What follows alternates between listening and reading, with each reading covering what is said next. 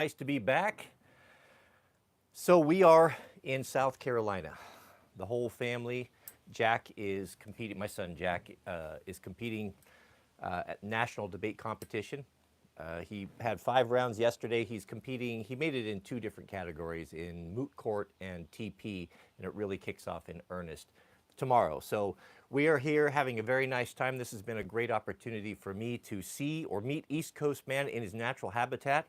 And I have to say, I'll be willing to admit when I'm wrong, East Coast man is a pretty good dude. I have to say that the folks in North Carolina and in South Carolina have been very, very inviting, very friendly, and it's really beautiful over here. When we flew in, we stayed at Charlotte, and this is the second time we've been in Charlotte, and what a beautiful town. It reminds me very much of Oregon. It's hilly and green and beautiful and lush, and the people have a real sense of pride. It was kind of like Portland was maybe 10 years ago, before it all went to pot. It's really is a beautiful place, and as much as I hate to admit it, I have to say that South Carolina, North Carolina is a pretty nice place. Definitely pretty nice. I'd have to say, be in the top 10 of places that I would consider living if I had to live over this side. So regarding the live stream, so I really kind of left that open, and I don't know ever really explain why we didn't continue with the live streams. It doesn't really matter. So what's the plan? What's the future? I don't know. I don't know, what's going to take place. All I know is we're going to do one right now. One thing that has been a real struggle for a lot of us, especially those of us that are looking for community, maybe even a Christian community, or have not been able to find a church. It's a common theme, not only with my own family, but with a lot of you as well. You want to have fellowship. You want to have a place where you can hear the word and share the word and teach and learn. But the churches, many of the Western churches, are not, they're just not suitable for a masculine man. And I get it. I get it. Mrs. W and I have looked for churches for a long time. Some good, some bad. We had,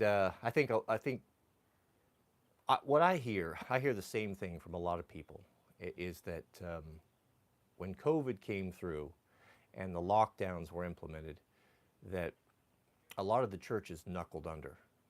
A lot of the pastors knuckled under and submitted to the government rather than submitted to God. And I know me personally, I saw that in our personal situation, and I was very disillusioned by that. I don't know exactly what all the pressures were involved with the clergy at the time, but it seemed to me that they obeyed daddy government over teaching the Word of God. When they shut down the churches, when they mandated masks, that was a real sign of weakness. We talked about this last summer, but when that whole thing was going on, something that was really just kept coming back in my mind that God was bringing to my attention was the story of Gideon. And I'll repeat that again because I'd read the story of Gideon so many times, hundreds, maybe thousands of times, and I was a little bit confused by it. It seemed like an arbitrary test of obedience. I'll share the story with you just briefly. It's a very interesting story. So the children of Israel were outnumbered by, we don't know our Bible as well as we should, do we? By their ops. Their ops were across the river, and the army that they were going up against was much greater in size, much bigger, much more powerful. And the Israeli army, or the children of Israel, were quite concerned, and they were losing hope. They didn't think there was any chance. Gideon was the leader at the time. He was a judge in those days before the kings. And God came to him and told him, I want you to take your men. I want to take all the men in your army, and I want you to send them down to the river. And I want you to watch them very closely. And the ones that go down to the river to drink, that get down on their hands and knees and lap like a dog, pay special attention to them and put them in one category. Put them over here on the left side. And then any of the men that go down there and don't drink that, but bring the water to your with their hands up to their mouth, I want you to set those on the right side. And goodness, I read that so many times, and that didn't make any sense to me at all. You know, and sometimes you think, well, how arbitrary is that? You know, what difference does that make? Why would you separate men in such a fashion? Well, I came to understand what that was about after COVID, and what God really showed to me or revealed to me was the men that drank from the hand they were the true soldiers because they maintained situational awareness. Now, everything was smaller in those days, and the army was camped right across the river. How it was done is two armies would come together to meet on a field of battle, and they would sometimes posture for days back and forth, and sometimes they would fight, sometimes they wouldn't. It was always better if you could negotiate a surrender, because even if you have a superior army, you're still going to lose yours, right? And you may even die yourself. So if you can negotiate a surrender and avoid bloodshed, of course, that only makes sense. So when Gideon was watching those men down and he separated the two groups, he had about 300, if memory serves, 300 men out of thousands. And why God gave him that test for those men is because he knew he was going to have some brave soldiers that wouldn't be afraid and that were just natural fighters, natural warriors. And the natural warrior would go down to the river where the danger was because the invading army was right across the river. They could be hiding in the bushes, they could have spearmen, they could have arrows, who knows what traps would lay down by the river. And these men knew that, and so they weren't willing to take their eyes off the tree line. And those were the bravest that he had in his army. And what I've come to understand from that is that I think the whole lockdown and the way people reacted, the way pastors and the way churches reacted during the COVID was that separation of who the true blue are and who those are that would capitulate, that are only playing religion. If a pastor was more concerned with losing his 501c, his tax-free status, or he was unwilling to push back against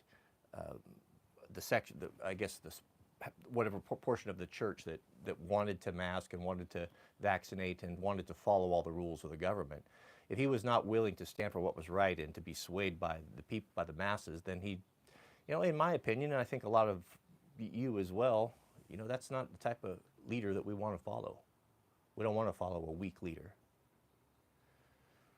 So it was a tough thing. It was a real shaking of the trees, as God would say. You can take and shake a tree, and the ripe ones will fall out. The ones that are not ripe and not quite ready, they'll stay planted. You know quickly which ones are suitable to eat and which ones are not. And I think that was a real shaking of the great tree. And we saw, and God saw, if you didn't already know, who was going to have the courage to stand up for what we knew instinctively was wrong. But there was so much pressure on us. You think back about that whole situation, and I remember I was unwilling to wear that mask. And I remember going to the grocery store, and I'm just sitting there, and I've got to go in, and I don't want to wear the mask. I'm watching, and everyone's wearing the mask, and they've got a guy standing there, a greeter, and he gives you a dressing down or berates you if you're not going to wear it. And remember how much courage it took to do that, which was really silly, because you knew when you went in there, you were going to be confronted. And that's never comfortable. I mean, nobody ever wants to be confronted. You don't want to be a pariah in society. But it took so much courage to do that.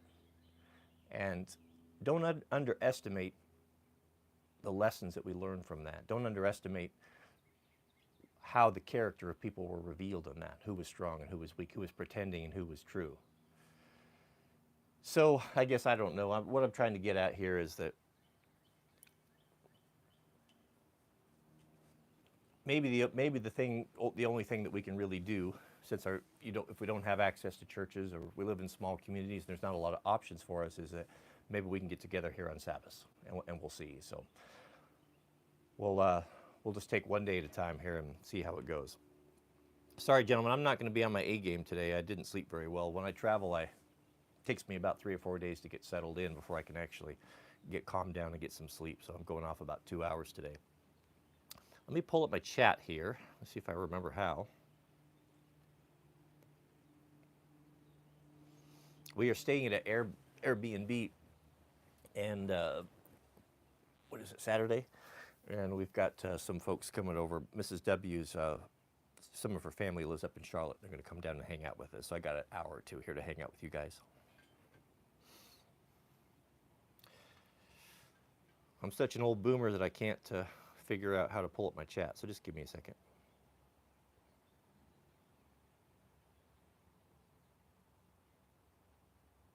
Oh, there we go. Got it. Okay, got it. All right.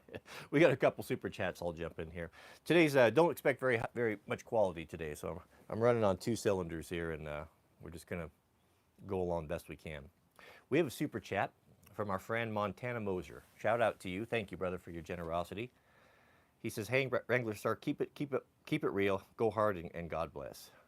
Yeah, I appreciate that. Thank you so much. And Mr. Mark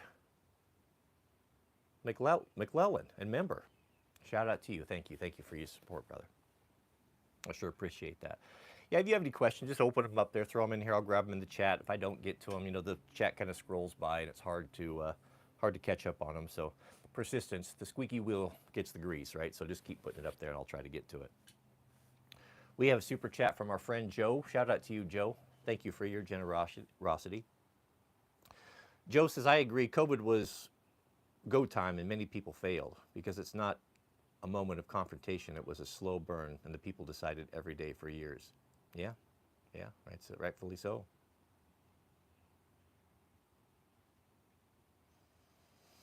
Yeah, so Daniel says he's been missing the live stream. So Jack's debate started yesterday, and when we were buying airline tickets, we, of course, many of the middlemen that help and have helped me tremendously with the live streams and so many other different things. And the Minutemen are doing the merch for us, and they did the cool shirts that we had. And so we came a couple days early so that we could spend some time with them because they're local here. And the guys came down and took a couple days off of work, and they rented an Airbnb, and it was just so nice to catch up with them. And we had a day or so to sit and to visit, and it meant so much to me. It's really good to hear someone else's perspective, and it was, I guess, maybe a little bit of a surprise to me to hear that the live stream it meant a lot to a lot of people. You know, and when I actually, you know, over the summer or the spring, and I've been thinking about the live stream and the thought of actually turning on the camera and getting up here and putting myself in a position of like I'm some sort of, like I have a whole lot to offer. You know, it's like, you know, who do you think you are? You know, I know myself, and I know my weaknesses, and I know my character flaws, and I know my struggles, and it's the same thing that all you guys go through. And you know, and I've said for years, I always try to show you guys the truth, and when things don't go well, you know, I always try to do that. I try to be as genuine as possible in the videos, but, you know, when you control the edit, and when you control, you can make yourself look any way you want. Of course, you know, you're not going to show everything. You're not going to show all the warts and the hairs and such, but I know these things. You know, I know what the truth is. My wife knows what the truth is. My family knows the truth because they live with me. And when I think about trying to get up here in front of you good men and a self-imposed, or putting myself in a position of leadership, or like I have something to offer, it is the height of cheek, to be honest with you. And sometimes I think, you know, who am I to be sitting up here and be giving advice to people when I can barely keep my own house in order? You know what I mean? And but you know, that's the way that it is. You know, sometimes you think that, well, I can't really offer anything to folks unless I get my own house in order 100%. When I get my own house in order, then and only then will I be able to offer anything to another man that might be struggling. But that's just not the case. That's not the way God works. He rarely takes people or uses people that have it all together. And the reason why he doesn't do that is he wants everyone to know that it's not man, it's not the wisdom of man that has anything to offer to people that are struggling or people that are lost. They only can be a mouthpiece, a speaker. They can only be God can channel his message through them. And a man that thinks he's got it all figured out and doesn't think that thinks maybe he's even overcome sin is a man full of pride, and he's going to be teaching from his wisdom and from his think so rather than from the teaching of God. It's not a position of a servant. And if you ever wonder, you know, just look at the disciples. You know, look at the men that he chose. He chose uneducated, not all of them, some. Dr. Luke, you know, he was an educated man. Luke was a doctor or physician of the day. You know, there was an accountant, scribes, educated men, but there were also blue-collar guys. There were fishermen and just very simple men. There was even one of the disciples that was maybe even had a speech impediment, that wasn't, or had a terrible fear of public speaking. And the thought of going out into a town and preaching the gospel was like the worst thing that he could even imagine. And God chose those men specifically for their weaknesses, because they're relatable, because they suffer the same thing that we all suffer. So I guess the only thing you can do is you know, just move forward the best you can, acknowledging that we are all in this together. When I sat down with the middlemen, Mrs. W and I, and Jack and the Sweet Loaf, they shared the stories. You know, they're really connected to you guys a lot more, and into the chats and such. And I guess I just didn't really understand how much that meant to folks. And they told me that it doesn't have to be perfect. I don't have to be perfect. I don't have to be setting an example. I just need to be sharing what's going on, because we're all in this together. We're all in a common struggle. And it was very encouraging to me. And I was not considering doing the live streams this summer. I had actually resolved not to do them. I made the excuse to myself that, well, summer's coming and we got to get the orchard planted, and we got the trees, and we got this new cabin, and you know, just a dozen other projects, and I can't possibly interrupt the middle of my day to do this live stream, and who am I to do it anyway? But when we left there, Mrs. W and I had a very long and earnest conversation about this, and I was really convicted that this is something that's probably worth doing. As much as I don't like it, and as much as I think that I'm unfit and unqualified to do it, well, God doesn't really care about that so much. And it's a very humbling thing to do, and it's a difficult thing to do, but I think it's worth doing. So again, I don't know where this is going to go or how regular it's going to be, but I think it's entirely possible. We can do it on Saturdays. We can pick topics. We can do Q&As or go over difficult things, or if you have things that are not clear in the Bible, oftentimes by talking them out, working them out, we can get a better understanding. And I really believe, you know, folks have been saying that the end of time is coming forever. Anyone that's been involved in Christendom or the Christian church, my grandfather, I remember him talking about the end times. When the Civil War kicked off, people back then were talking, well, this is the end times, World War I, Vietnam, all these things, but yet Jesus delays. And so when you look back and you have all these expectations, and then it doesn't happen, and expectations, and it doesn't happen, you kind of get to the point where you think, well, maybe he's not coming at all. But I do believe that something is different. It's different than it ever was. The speed of information, the way things are changing, I believe that God is putting his army together right now. COVID was a great test. Who's going to have the courage to stand against the masses? Who's going to have the courage to stand up for what's right? And we saw it. I don't know if it was for him. I think it was probably more for us.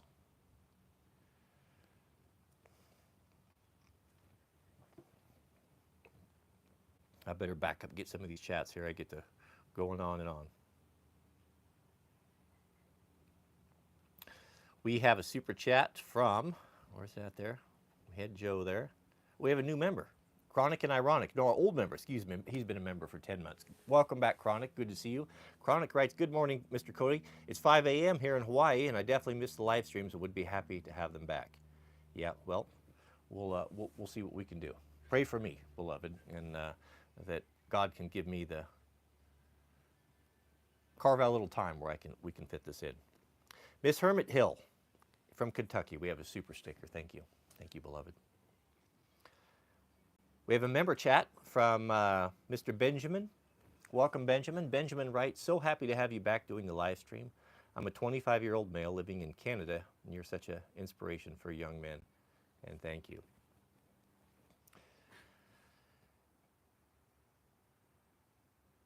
Thank you. I appreciate that. We have a member chat from Lenny213. Welcome, beloved. Good to see you. Lenny writes, haven't seen a live stream in a long time. God bless you all and your families, and love from Ireland. Well, I sure appreciate that. We have a member, Mr. Gabe Nichols. Shout out to you, beloved. Thank you. Any word on the HVAC system for the cabin? Yeah, so I'll give you a little update on the cabin. So if you're just joining us, we have a parcel of land in the Pacific Northwest, and we're putting up an 18 by 24 log cabin. I've been doing a few videos on that, on doing the site work and the prep work. Where we stand today is we've got the foundation in. It's ready to receive the cabin, 100%. I've got the water in, the power. I got to put the drain field in, maybe next month. But as soon as we get back, which we'll be here for another week. After next weekend, the day after, I think it's on a Tuesday, we'll start building the log cabin. We've got some friends that are going to come out and help us, and we'll be documenting all of that. How we're going to heat the cabin is we'll probably do two systems. We'll have initially we're going to put in a mini split on the back. I've never had one, but I've talked to many of my friends that I trust, and everyone seems to think that they're pretty good, very efficient. And the reason why I'm going to put a mini split in there, or two heating systems, is that a building that's unoccupied, or a home or a cabin, if it's going to have water in it, especially if you live in a cold climate, you got to have something to prevent it from freezing. So if you're not living there keeping the fire going all the time, 24/7, then your pipes will freeze and you can have all sorts of problems. Yes, you can do a low point drain, and you can drain the water every time you use it, but that's just an extra complication and a burden in life that I just don't want. I'm not about giving myself more things to remember and do. I'm about giving myself less things to do. So the mini split will take care of that. That will give us the opportunity that we can just set a thermostat at 60 degrees if we need to leave, or if we're not in there and it gets real cold, that we'll have that. So that's what the main heating and air conditioning, I guess, would be in that. I guess the AC, I don't know. So we'll do a mini split. And then, Lord willing, we'll do a small wood stove as well, because who can have a cabin without a wood stove? So not this week, but next week is when we'll start building it. I think it'll take us about 5 days to build the cabin. We'll put all the logs up, and we'll get the roof on. The windows will come about a week after that, and then we'll have the whole interior built out. So the kitchen, the cabinets, all of that. So I'll be sharing all of that with you. We'll be in there working for quite a while. And so why the cabin? Why are we building the cabin? Well, for right now, it's, really the honest reason is that the piece of land that we put the cabin on, the government is changing the setbacks, our local government, from the river. And if we don't get the cabin, if we don't get the foundations in for the house and the cabin, then we will never be able to build on that land, because we won't be able to get far enough back from the river. So that's why we kind of move that up on the priority. So when people ask me, why are you building the cabin, or what's it for? I don't have a real specific reason for it. It was not exactly the timeline that we wanted to follow, but we kind of had to preserve and save this land. So this will be something that we can have if we have friends that want to come out. If we have a subscriber get together, it would just be another place that folks could stay. We have always wanted to, and are moving in the direction where we have get-togethers and offer individual classes for things. And I would like to bring an expert in if we wanted to go do wild foraging, or wanted to learn to file crosscut saws, that sort of thing. I'd have a nice place that folks that could come. And I talked with Evan, for example. Evan at Radio Made Easy. We'd like to have Evan come out with his family and put on a 2 or 3 day radio class for all of us, where we could learn from that. We could put his family up in that. It would just make it easier for them, and we don't have to put them in a hotel, and we can have them on site. And I don't know that I completely understand all the ways that it's going to be beneficial to have, but that's kind of what's going on with that. We have a super chat. Oh, we got a backup here.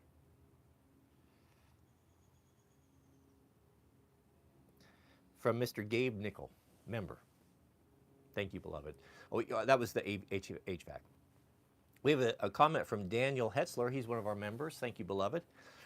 He says, I've been forced to stay up late and watch the lives of Overton, but it's been great. I appreciate you, Cody, and the community that surrounds you. Yeah, you know, I didn't really understand how big of a community was established around that live stream, especially over on the Signal side. You know, the guys told me when we were doing it, and they told me it was growing and it was expanding, and you know, I just wasn't really involved in it. When I'm done working, I spend so much time working and videoing and editing. When I come home at night, the last thing that I really feel like I want to do or that I should do is spend time on chats or Signal, you know, just more time away from my family. And so I never really got involved with that. And I've never been a real fan of forums and chats. It's not that I don't like them or there's anything wrong with them. It's just, it has never really appealed to me. And I guess I didn't fully comprehend how big that was getting and how important that was, and how many guys really look forward to that and were enjoying that.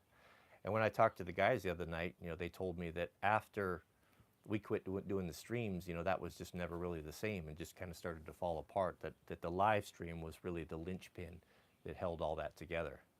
And that really broke my heart. You know, I guess I should have been more aware of that. I should have been more involved with it, but I wasn't. You know, you know, you just get busy, you got your things going on, and you can only do so much. You have to pick and choose what you want to do. But I want to apologize for that. I didn't realize how much guys were enjoying that and looking forward to that, and to think that it's all falling apart, you know, kind of makes me sad. And I don't think, well, I think we can get back to where we were.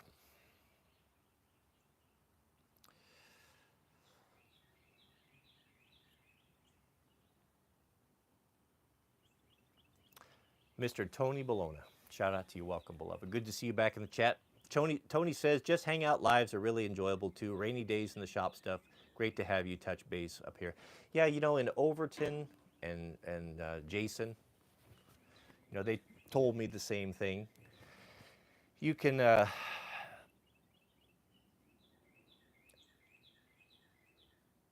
you know, I guess I was kind of thinking that I had to, one of the burdens with the live stream was the setup and takedown.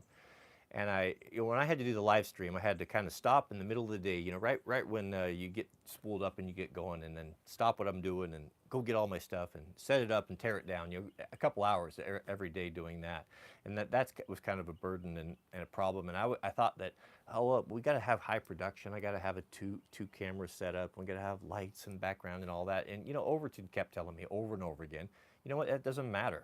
No one cares about that. Just do the stream. Just do the stream. Just get on the stream and do it. Share what you're doing. It's just, that's what we want. We want to hang out, see what's going. We want to build a community. We want to be reassured that we're not the only ones struggling, and we want to have, just want to build that a place to go, especially for guys that are isolated or guys that have been treated poorly in churches and don't feel safe to go back in there. They were enjoying that. It was their church. It was important to them. Jason told me how important it was to him, you know, while he was convalescing from a terrible motorcycle crash, 4 months in a hospital bed. He told me that live stream gave him the courage to go on. You know, I know, you hear these things, but when you're on this side of it, when you see the names and you see the chats and you get the personal messages and the DMs, and yeah, you see them and you hear what people are saying, but you don't really put a face to it. You don't know the story behind the scene. You don't know that a guy's struggling, just hanging on, and this is giving him encouragement to go forward. That's when I hear those type of things, you know, that's something worth doing. And I just feel bad that I wasn't more aware of that I was so wrapped up in my own problems and my own concerns that I let that community kind of go away. So I think we need to fix that. I think we do. We have a super chat from Gas. Thank you, brother. The toupee looking on point. Yes, isn't it? It is nice, isn't it? Getting a little bit long there. So what I was gonna do was I was gonna go in a different direction with a haircut. I was gonna go full Charles Ingalls. So I went to got a barber that I go to. I've been going to for quite a while. And he's like, "So what are we doing today?" And so I opened up my phone and I got a picture from Michael Landon from, he had that great blown out, was it the 70s hair? And I said, "I want this. How long is it going to take to get that?" He's looking at my hair. He's like, "About a year and a half." I'm like, "Okay, let's go. We're going to let it grow out, and it's going to be a long road, but we're going to go big. We'll go full Charles Ingalls, right?" And then after about 2 or 3 haircuts or so, when we're working on this, he said, "So, do you have a blow dryer?" And I said, "A blow dryer?" I said, "No. Why would I have a blow dryer?" He's like, "Well, if you want that Charles Ingalls look, you're gonna have, you got to blow dry that every day. That's not something that happens naturally." I said, "Well, I don't know if I want to do that." And he said, "Well, you're gonna have to do that if you want that." And I said, "Well, so I don't know what I'm going to do. So I'm going to go back and just get a normal haircut next time. But thank you." If you haven't noticed, I don't actually wear a toupee. Mr. Joe, we have a super chat. Thank you, brother. Joe writes, "I'm in HTX." What is HTX? I don't know what that is. Houston, Texas, maybe? "We've had some nasty storms lately." Yeah, I had probably Texas. "I upgraded my generator and referred to your generator videos often. Great advice, thank you." Yeah. Yeah, I think, I've always thought that generators were important. I think not our first home. I didn't have any money on our first home, but our second home that we bought and remodeled, that was every home after that I put in a generator interface, because I hate to be reliant upon anyone. And there wasn't really, it was kind of just a thing that was cool. The power would go out with snowstorms and I could start up my generator and save my family. There's a real sense of pride that when you can provide for your family and you're the only house on the neighborhood with the lights on when the power goes out. It's like, yeah, we're taking care of business around here. But now I think having a generator is more important than ever. And you don't have to have some big affair, some big whole home unit. That's not necessary. Actually, to be honest with you, I've got that. And if I were to start over again and didn't have it, I would probably just go with something smaller that was dual use, that I could use in a remote location or I could use in my house. Because really, you don't need to power your entire house. And if you have to try to size a solar system or a backup generator system to run your house and run your 240 and your dryer and all that stuff, it's just prohibitive. It's just not necessary. All you need is, at minimum, a Honda 2000. A Honda 2000 with a 30 amp. You can run a couple extension cords in there. You can interface it. You can tie it into your panel. I'm not advocating this, and of course you should only do this on Minecraft, but if you want a way to get a generator power into your house without having to buy a big expensive changing unit or switching unit and such, you can wire up a dryer plug, a 240 dryer plug, and you can plug that right into your dryer circuit and backfeed that power into your house. Just be careful. This is probably illegal. That's why we would only do this in Minecraft. You should never do this in real life. You want to make sure that you would disconnect that main breaker so you're not feeding power back into the grid. Because when the linemen come up there, I'm reluctant to share this information with you. When the linemen come up there, you can electrocute them. So you got to know what you're doing with that stuff. But the guy's got to do what he's got to do, and I do believe that the power grid is not going to be as stable and as reliable as it has in the past. And that's something I'd really take a look at. And just right there, just like Joe said, those storms, everything seems to be increasing. Everybody I talk to is either having an unprecedented storm or hailstones bigger than they've ever seen, or record heat, or all sorts of strange weather anomalies. Now, is this a sign of the end of times? Is this a sign of the Great Tribulation? Is this a sign of God's hand of protection being lifted from this country because of our disobedience and our apostasy? I don't know. Is it the government manipulating weather? I don't know. None of these things would surprise me. But regardless, it doesn't make any difference. What matters is that we have we have what we need for our family. You know, one thing that's probably the most important thing is your freezers and your refrigerators. You know, those things, if you don't have power for those things and you've invested in some beef or meat or side of beef, you know, you really got to take care of that stuff. And once that power goes out for 2 or 3 days, that food's going to spoil. And you're going to be in a bad way. Where if you have a small generator, at least you could run a couple of extension cords in there with some splitters, get power to your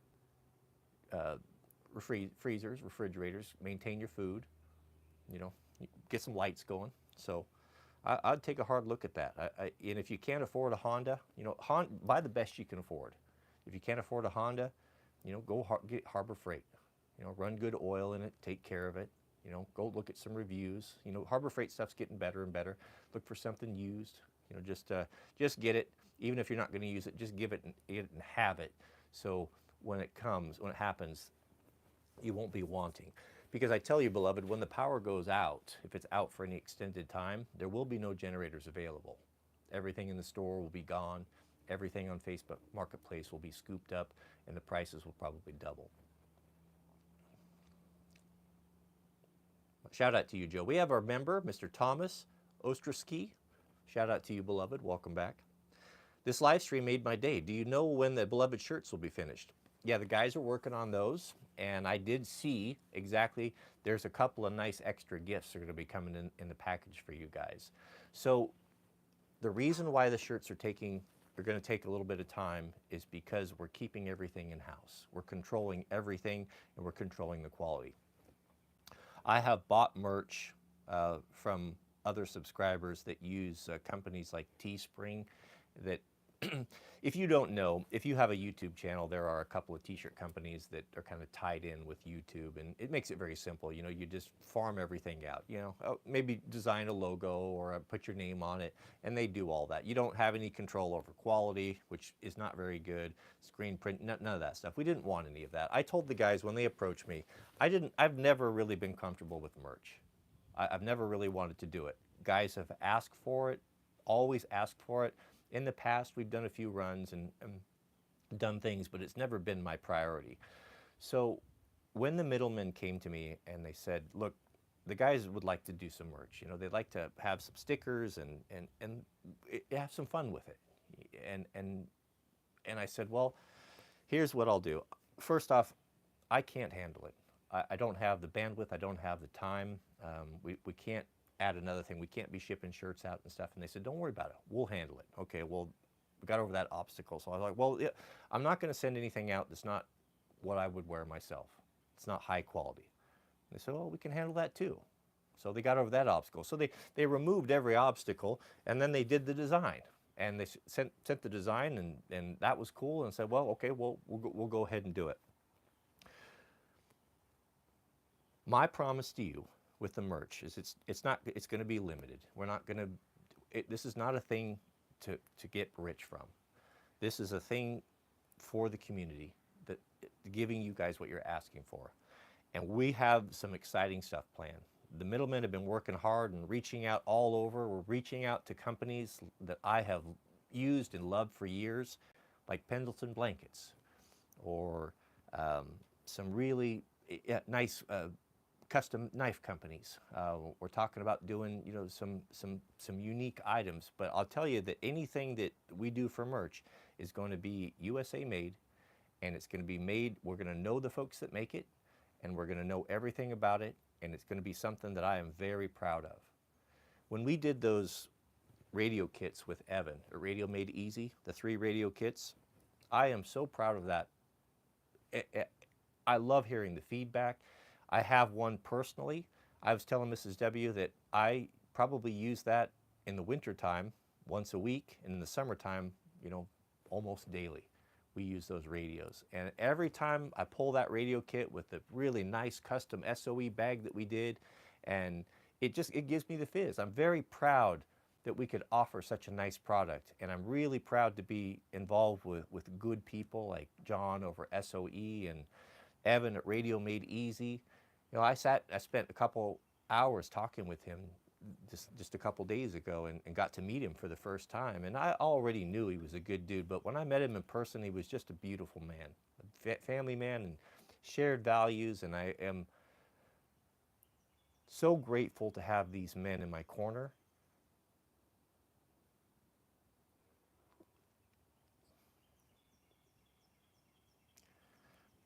I think a lot of you guys know that I grew up in a crazy Christian cult, completely isolated from the world. But there was no religion in it, and the whole thing was terrible. It was terrible in that you lived in an environment where you were always on guard. Fear was used to control the people, and you were always constantly in fear of who was going to try to destroy you. I guess what I would liken it to is a king's court and the politics that goes on in the court, and the backbiting and the manipulating and the treachery. Well, that was the environment that I was raised in. And you were constantly on guard. Who's trying to destroy me? Who's trying to hurt my reputation? Who is my enemy that's pretending to be my friend? And you know, beloved, until maybe a week ago, I don't think that I understood the psychological damage that that puts on a person and how it skews the way you look at the world. I thought I was okay, and I thought I had gotten through all of that, the 20 years I was there, I was able to leave it and to just put it behind me. But that affects the way that I see people, and I didn't realize it. And when the middlemen, and not just the middlemen, there have been hundreds, if not thousands of people throughout the 14 years we've been doing this that have stepped up and offered to help, or offered to do this, or offered to do that. And the thought of someone that I don't know that's making a genuine offer of assistance or help or support, you know, I didn't believe them. I wanted to know, what is it that they want? What is it that they're doing? How are they trying to exploit me? How are they trying to take advantage of me? How are they trying to use me and to manipulate me? And so I kept everyone at arm's reach, because that was a survival mechanism that I had developed living in that environment, or growing up in that environment. And I don't know that I ever really, well, I know I didn't, I never thought about this. This was not an intentional thing. It was just the way that I was made, because I didn't know any different. And when the middlemen came together and that group of 12 started offering help, and I noticed that, I guess I didn't really believe, really deep down inside, in a very deep level, I didn't believe that these men were sincere. How could they possibly be sincere? Everyone my entire life has tried to destroy me. Mrs. W has been telling me for years. These people are trying to help you. These people have been sent by God to help you with whatever it is that He has planned for you. But you will not accept it. You will not accept it.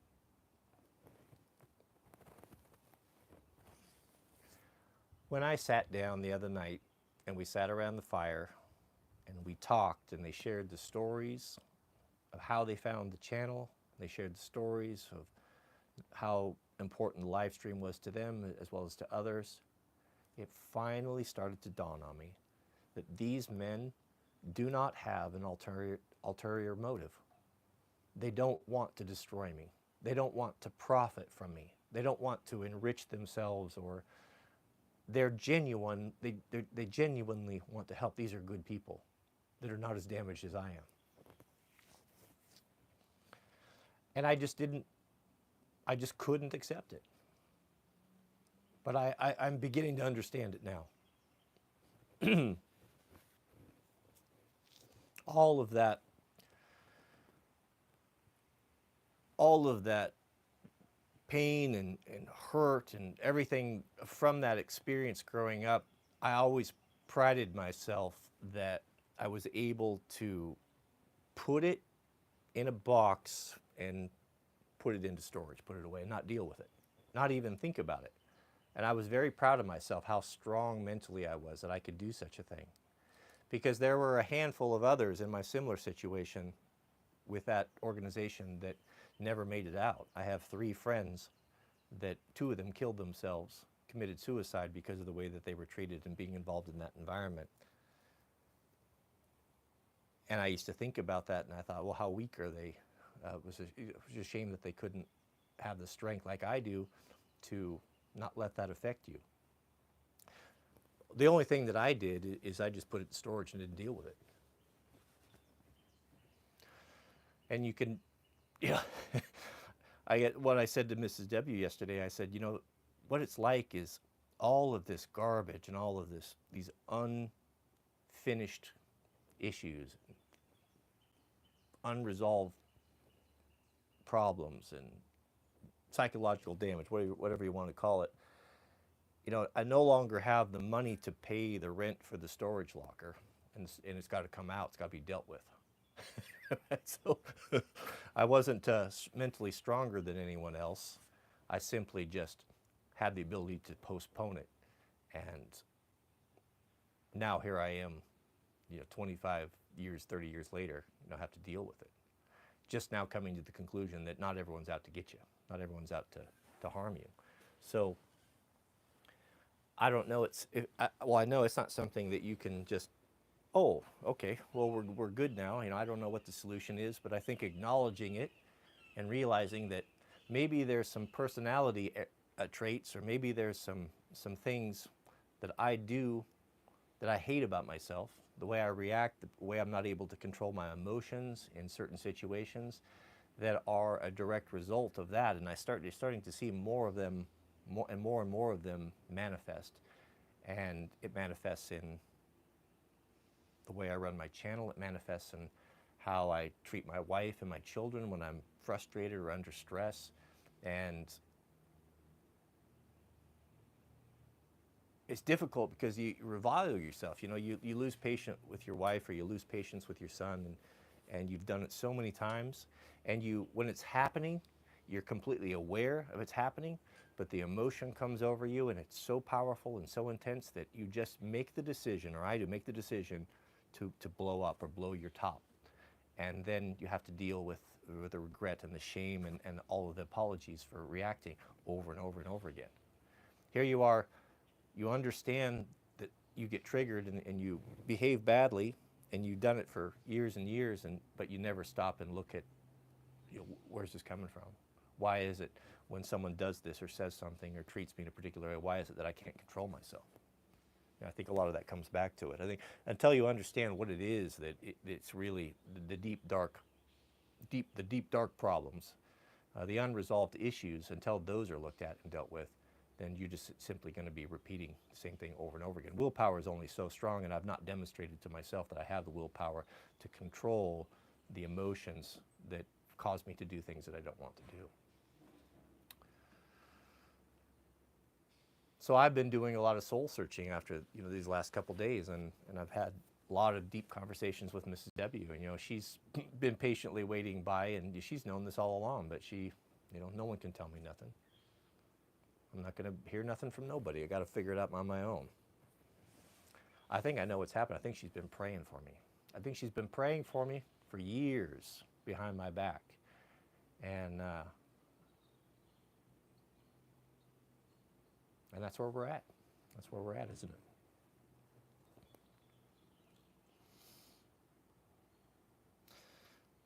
Wes says Charles Ingalls is going back a few years. Yeah, it is. Thank you, Thomas. Oh, back to the shirts. I'm a scatterbrain. So the reason why the shirts are going to take a little bit longer is that everything's being kept in-house. The middlemen are, everything's being printed here in the USA. I believe it's being done in North Carolina.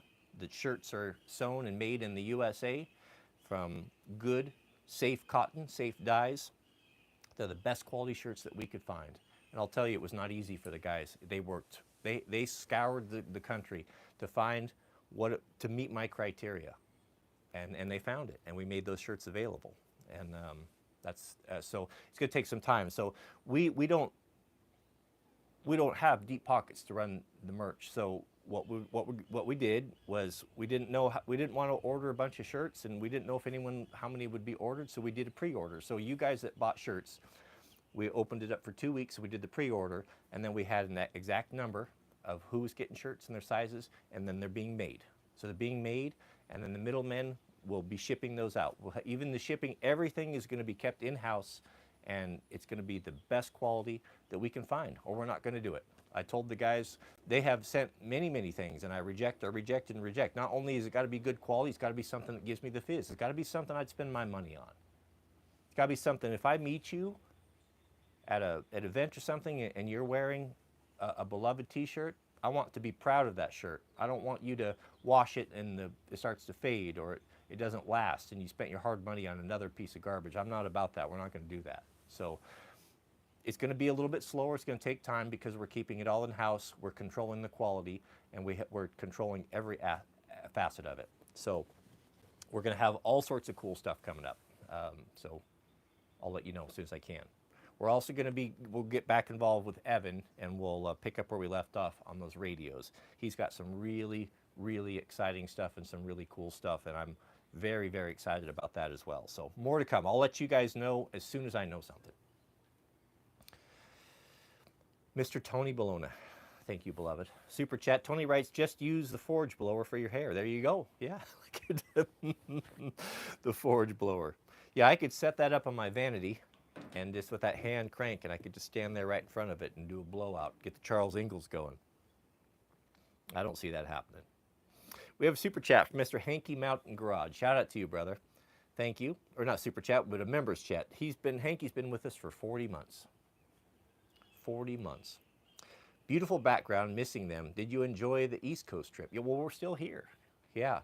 Yeah, we really have. Well, you know, beloved, that I gave North Carolina West Coast status last year. So it's like being home anyway when I'm in North Carolina.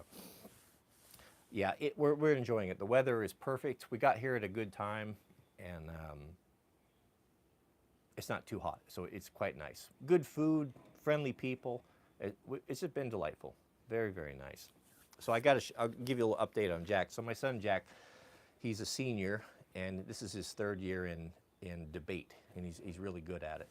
He is in the top 10 of the nation, and we're here for the national championship. This will be the last time he competes in debate as a high schooler until he goes into college, which he plans on doing debate there as well.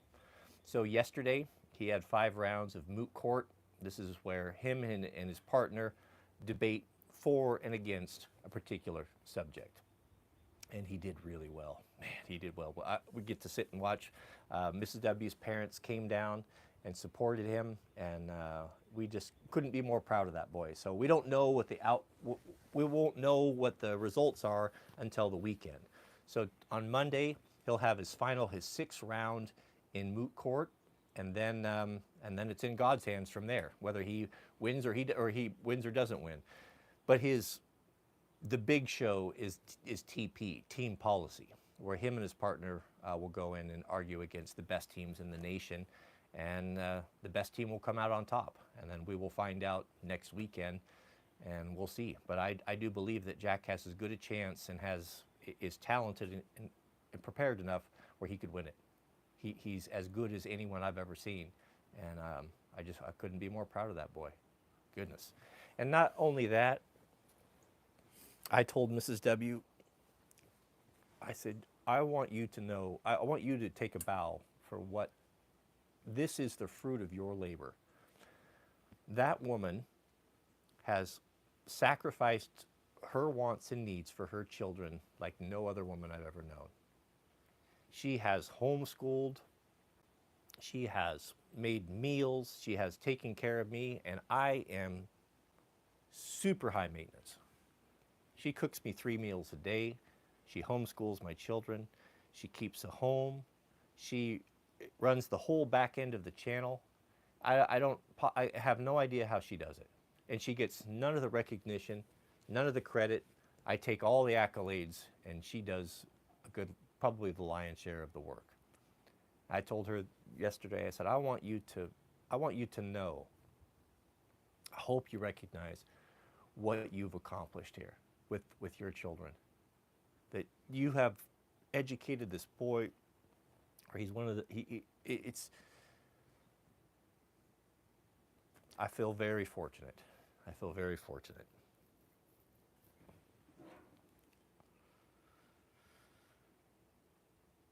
I don't want, I hope I don't want to come off as bragging, but I am very proud of that boy.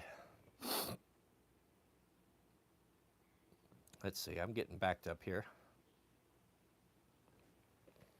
We have a super chat from Mr. Gabe Nickel. Thank you, beloved. One of our members. He's been a member for a long time. He's got the triple Loctite. And I will try to do it this weekend. I will get you guys your next emoji there, or your avatar. I think we need to do an avatar of Toothless, the new cat. That's why I call her Toothless. Gabe writes, God bless you, Cody. You will never know how many people you touch.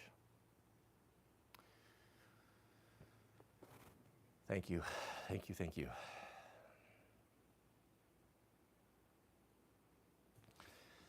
Mr. Adam and Stuff, also a member, 30-month member. Love seeing your face, encouraged by what you shared today. Thank you, Adam. I really do appreciate that. Thank you for your support. And a $20 super chat from Mr. Gas. I'm going to shorten that up a little bit. Gas writes, your live streams changed my life, shifted my paradigm, and got the ball rolling towards a new view of reality. I grew up in a super reformed church that thinks they're the only ones and was ready to throw religion away. You know, I was in that same boat. The cult that I grew up in, they believed the same way. It was very bizarre. They believed that they were the one and only, the remnant, God's chosen people. It's so ludicrous when you think about it. You know, people ask me from the outside when I share this story, you know, how can you possibly think that? How could you possibly be involved in that nonsense? And they don't understand, you know, it was multi-generational. I was born into it. It was all that I ever knew. I was completely indoctrinated from birth. It was only when I started to become self-aware and developing my own intellect, you know, at 19, 20, that I started asking questions and started to see what it was. But leaving that church, you know, and let me also say that it was not all terrible. There was a tremendous support network there. All of my friends, I had about 12 friends that were my age, that we graduated together in high school.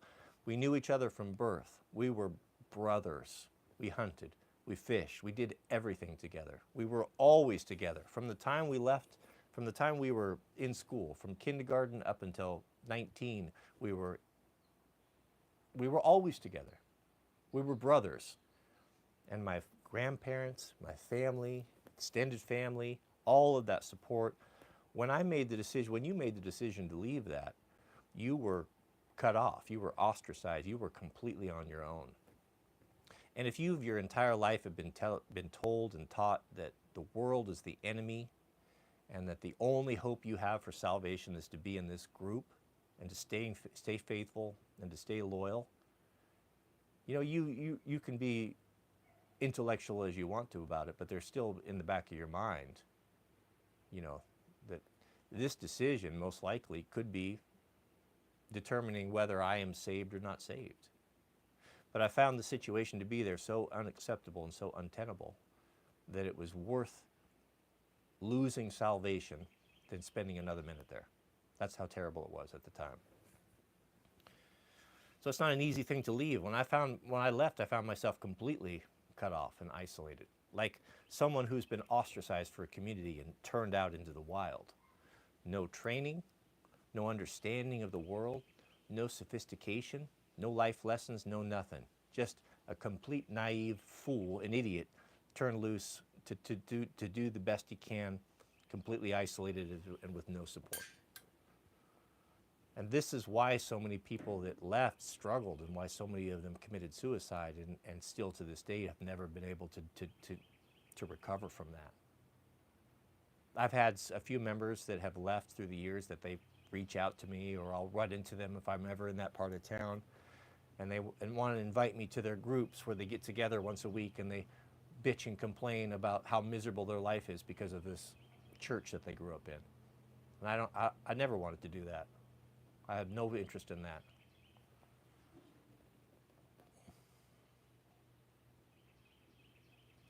We have a super chat from CHJR. Thank you, beloved. He writes, I recently bought a UTV and I didn't realize how handy it was going to be. Don't think I'll go back to a four-wheeler. Have you found the same? Yeah, I'd found the same. You know, the first time we visited this question a lot. It comes up. So what's the first piece of equipment if you want to get some land and start kind of a small homestead? What's the first piece of equipment should you buy? Should you look at an excavator or a skid steer or regular tractor or side-by-side? What's going to be best? I think that the first thing that you should buy, and I can't speak to everyone's situation, but would be a side-by-side. A Gator, a Honda Pioneer, Polaris, whatever your brand is, whatever you like. That's probably the first thing. If you have 10 acres plus, maybe even 5 acres plus, because the amount of walking and carrying equipment, trying to use your truck in rough terrain or your car and stuff, it's just not practical. The side-by-side is the number one piece of equipment to get. We have two of them, and that's because my manservant, Mr. Jariah, he has one, and then I have one. We just can't share because we're doing different things all the time, and so it's indispensable. It's absolutely indispensable. I couldn't imagine not having one. That would be the first thing that I got. After that would probably be some sort of a tractor. Whatever it is, if it's a skid steer or if it's a rubber tire or a traditional farm tractor, just make sure it has two things, just buckets and forks. Buckets and forks, maybe a mower, and that's where you start. But if you have the means, if I were to do it again, this is the order it would be. It would be side-by-side. It would be skid steer. And then would I choose an excavator over a farm tractor? Yes. And then a traditional farm tractor, PTO farm tractor, would be at the tail end of it for me personally. But I'm not a farmer either. If you're going to be a big farmer and doing wheat and such and hay or whatever, of course you're going to have different needs. But for all around, kind of for doing what we do, that's how I would do it. We have a brand new member, Mr. Jacob T. Shout out to you, beloved. Welcome. Mr. J.F. Farmer, 30-month member. He writes, look at my dual alternators. Yes, there's two of us now. I'm very proud that my F350 has dual alternators. Well, I didn't know that when I bought it. It was when I opened the hood. I don't know, I noticed it a little bit later after I'd bought it. When I looked down there and I saw dual alternators, I thought that was about the best thing in the whole world.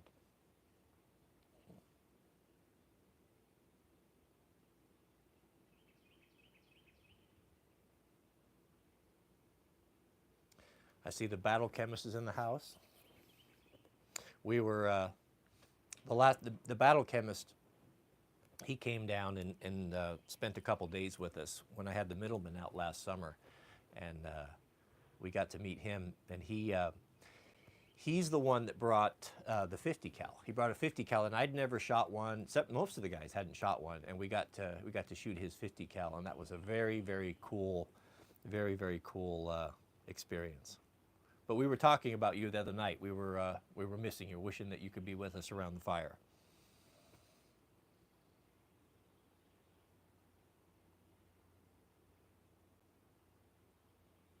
Nathan's asking where I am. Yes. So if you're just joining us, we flew into North Carolina. We were there for a couple days in Charlotte, hooked up with a middleman, and then rented a car, and then we drove down to South Carolina, where we're at a Christian university where they're holding the national speech debates, which my son Jack is competing in. So I have we've got a house, an Airbnb house that we rented. I'm sitting on the back deck, beautiful lake in the background, and just really nice. We're about 15 to 20 minutes or so from the venue, and we have the weekend off. So Mrs. W's parents came down from the Midwest, made the long trip.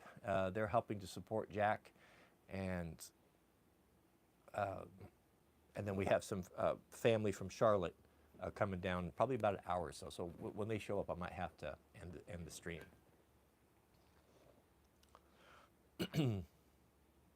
Thank you, Tom. Yes, isn't it? Very handsome, this toupee. Very handsome. I feel very fortunate. At 55, I still have my hair. And it's not turning too gray yet. So, but even if it did turn gray, to be honest with you, I couldn't care less. We have Old at Heart. It was good to see you. Welcome back, brother. Old at Heart writes, enjoyed our time in fellowship with you, our family. Let me start over here. I'm not a smart man.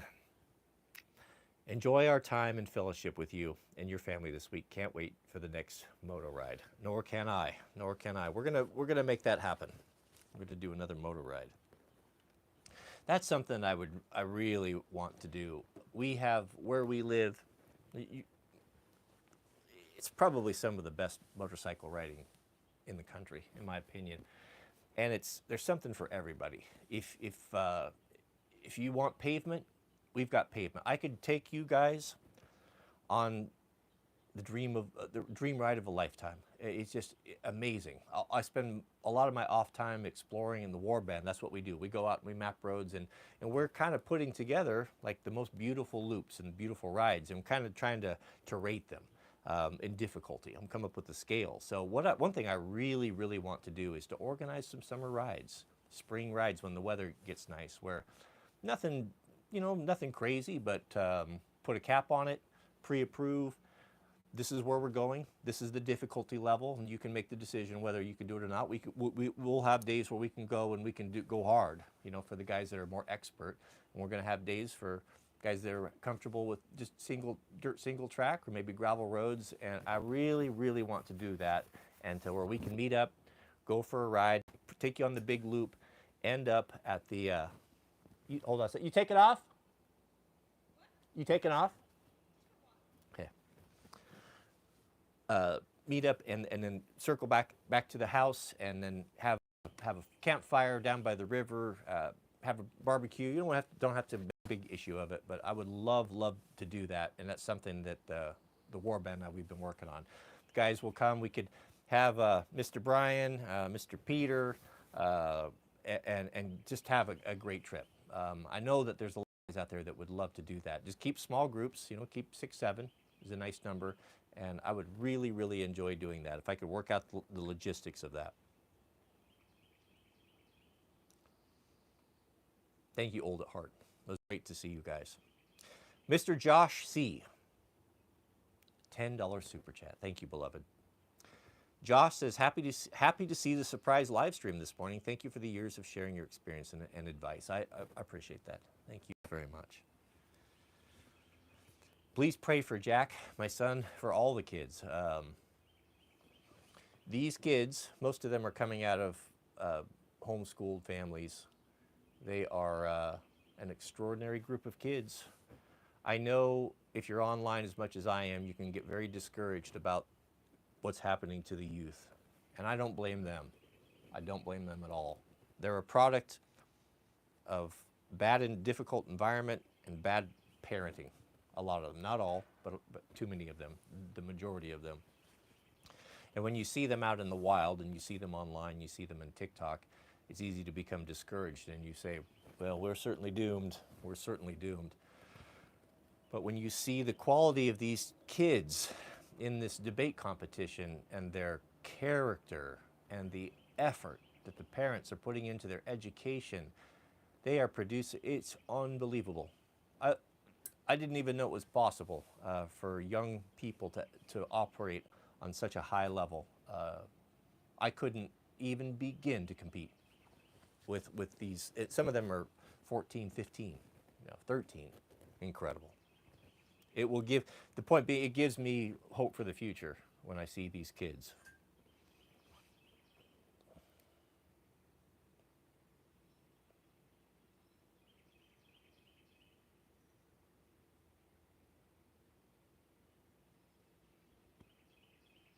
Yeah, that's probably, we had this discussion yesterday when we were coming back with, our whole family was in the car. You know, we came to the conclusion that if you have kids, I think that the best education that you could provide for them, to prepare them for like real world situations, for them to be able to speak well, to be able to conduct themselves in any environment, to have a very rich and deep worldview and domestic view, and to be able to articulate points and to be able to think critically and logically. There is no better education than getting your kids involved in this speech and debate. It is, man, and just the influence of the quality kids, for Jack to be around these, of kids that dress modestly, that respect their parents, that love God, that are so articulate and engaging. It's unbelievable to walk up to a 15-year-old boy, shakes your hand, looks you in the eye, ramrod posture, confidence, ability to articulate, bright-eyed, they're beautiful.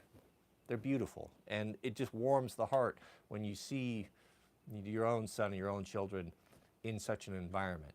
It's so rare and so beautiful.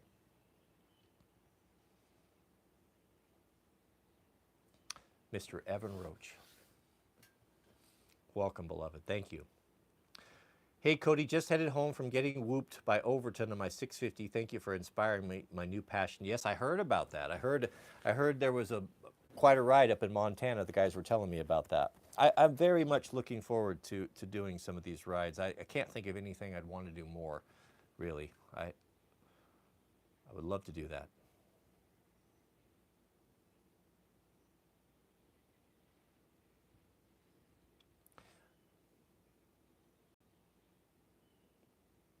So it looks like there might be some discussion about Sunday versus Saturday worship. This is a topic that we'll need to get into. There'll be a whole episode dedicated on this, but I want to do a little bit of prep. I want to have some scripture. We're not going to be teaching what my think so is. We need to go to the good book. There's only safety that we have is not the wisdom of men, but the wisdom of God. So we need to be able to make our arguments and back up our beliefs from God's word. But I'm of the belief that Saturday is the day that we should worship, the Sabbath day, which is the seventh day of the week. People think it's Sunday's the seventh day of the week, but if you look at your calendar, you'll see that Sunday is the first day of the week. And this is a conversation, I don't care what you do. This is not me berating you or telling you that you're wrong if you're not following this, or that you're keeping Sunday, or you're not convinced. There's many of you right now that are typing in the comments and to set me straight on this. That's not my job to convince you. My job here is to tell you my experience and what God has done for me and how I see it. I grew up in a Sunday church, I get it. But I was made a few years ago, God brought it to my attention that that's not what he wants. That's not what he designed. The Catholic Church changed the day of worship from Saturday to the Sabbath. And I see people in the comments making the arguments. They're taking scripture out of context and trying to build a theology and tried to justify why we worship on Sunday. Sunday was brought in to accommodate the pagans, the Sunday worshiping pagans. When the early church was growing, they wanted to be all-inclusive. And when you were pulling people out of heathen religions, those old habits were hard to break. And they found that this new doctrine, this new gospel, was just a bridge too far for a lot of people. So in the spirit of, can't we all just get along in Unitarianism, whatever it is, many roads to God, they made concessions and they broke the scriptures, and they started meeting and worshiping on both days. And then throughout the years, the Catholic Church made a decision, no, we're going to change the day of worship to Sunday. It is our mark of authority. They say it today in their catechism. They don't deny it. They don't hide from it. They brag about it. They say, of course we do. And they laugh at us Protestants. Look at you guys. We change the day, and you follow the day that we change, and you're supposed to be protesting. You don't follow the scriptures. And they don't have any respect for us. Some do, but not very many. But there's an awareness. People are starting to become aware of this, and God is bringing this knowledge to people. There's some of you right now that are hearing this for the very first time. You might not think it's an important issue, but I assure you that it is. It's a critical issue. It's the fourth commandment of the 10. 6 days you shall work, but on the seventh day you shall do no work. You shall rest. I have set it aside. I have sanctified it. I have made it holy. And you want to know the interesting thing of all the commandments? It's the only one that starts with the word remember. Why is that? Why is that? He didn't ask us to remember not to cheat on our wives. He didn't ask us to remember not to have false idols, to have any other God before us. But he did start with the fourth commandment, which is remember the Sabbath. Why did he do that? Why is that there? Because he knew that we would forget it, and we have.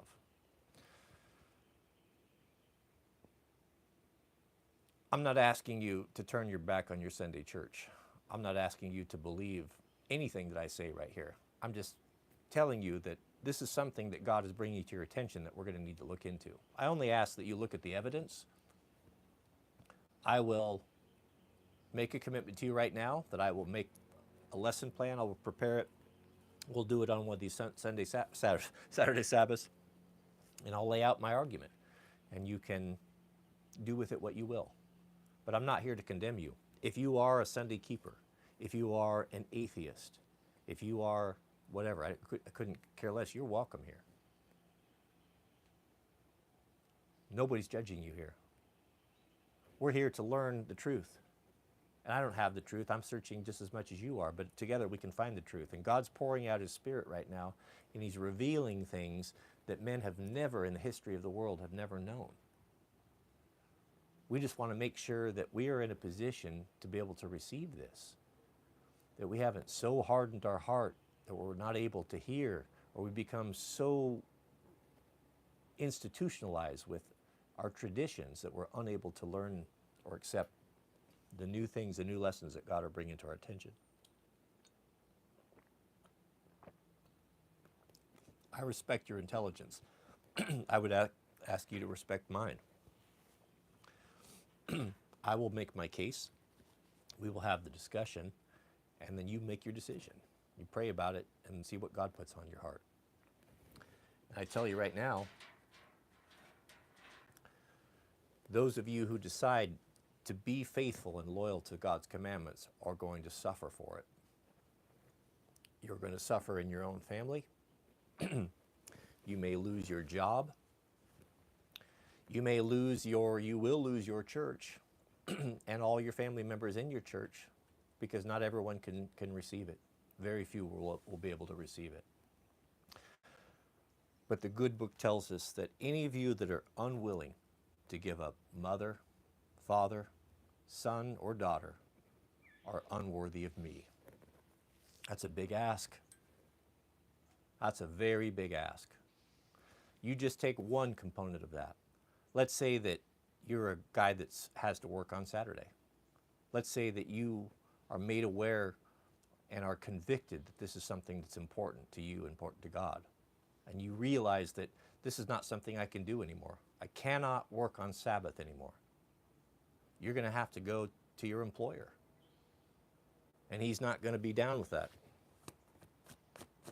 And that's just one aspect of it. So now you are putting at jeopardy your ability to provide for your family. And for men, there's the two worst things in life, I think, for men are, one, not having the ability to provide for your family, and having to rely on someone else to take care of you. Maybe I'm speaking for myself, but those are my two greatest fears, and they are very real. I worry about them all the time.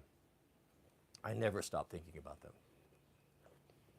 And the older you get and the closer you come to the grave, the more it's on the forefront of your mind. So not only may you lose your job, but you may lose your family. Your wife might not be down with it. Your children might not be down with it. There's going to be a whole lot of people not down with it.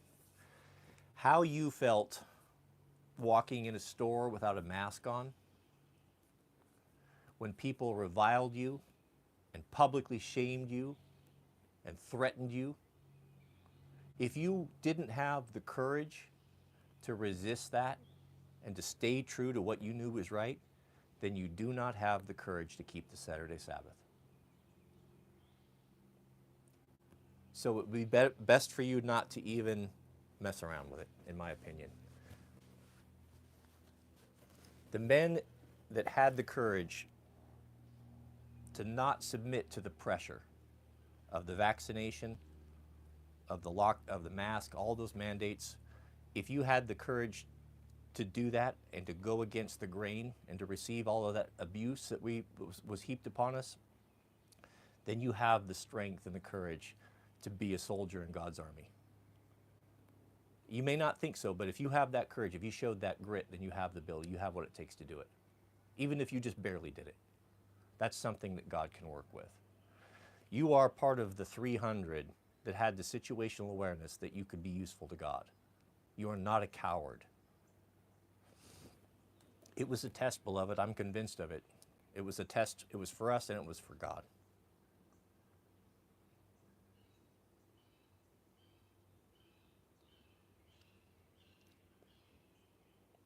We have a super chat from our member at the Question Tree. Shout out to you, beloved. Thank you very much. Question Tree writes, I greatly miss these streams. Thank you. One of the cool things about owning a 19X, he's talking about the Glock 19X, is that you can use the frame of a 19 and get a smaller weapon to conceal. I did not know that, but I have both, and I'll be trying that when I get home. That's good to know. I didn't know that. It could be handy to have that a little smaller handle, a little easier to conceal, wouldn't it?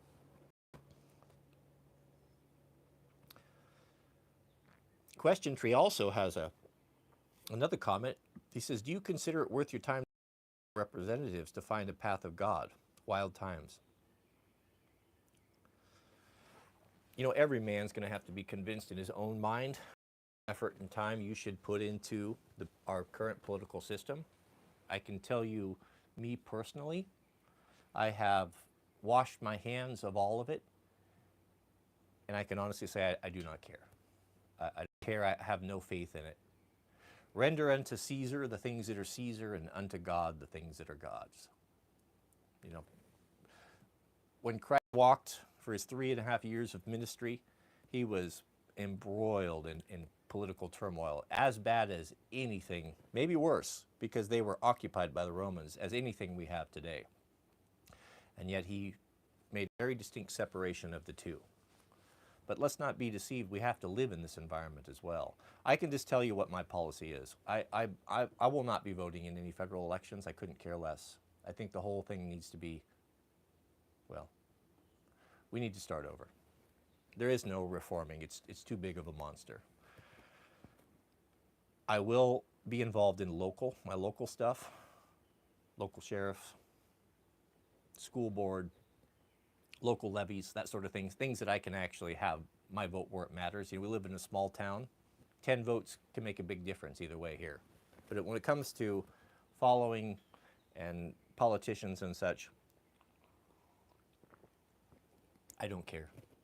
I'm not involved in it anymore. And I'm not worried about it. You know, God's putting these, God is ultimately in charge.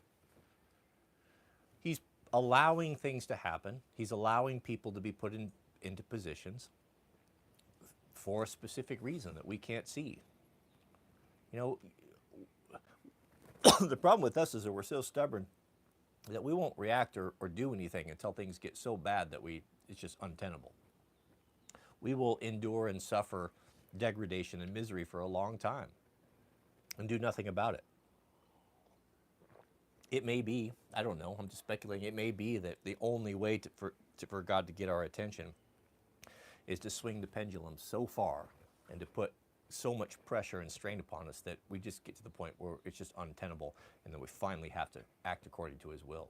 I don't know. So I think it's fruitless to rant and rave about politicians, whether left or the right, or how much you hate this or hate that. In doing so, I wonder sometimes if you're not fighting against God.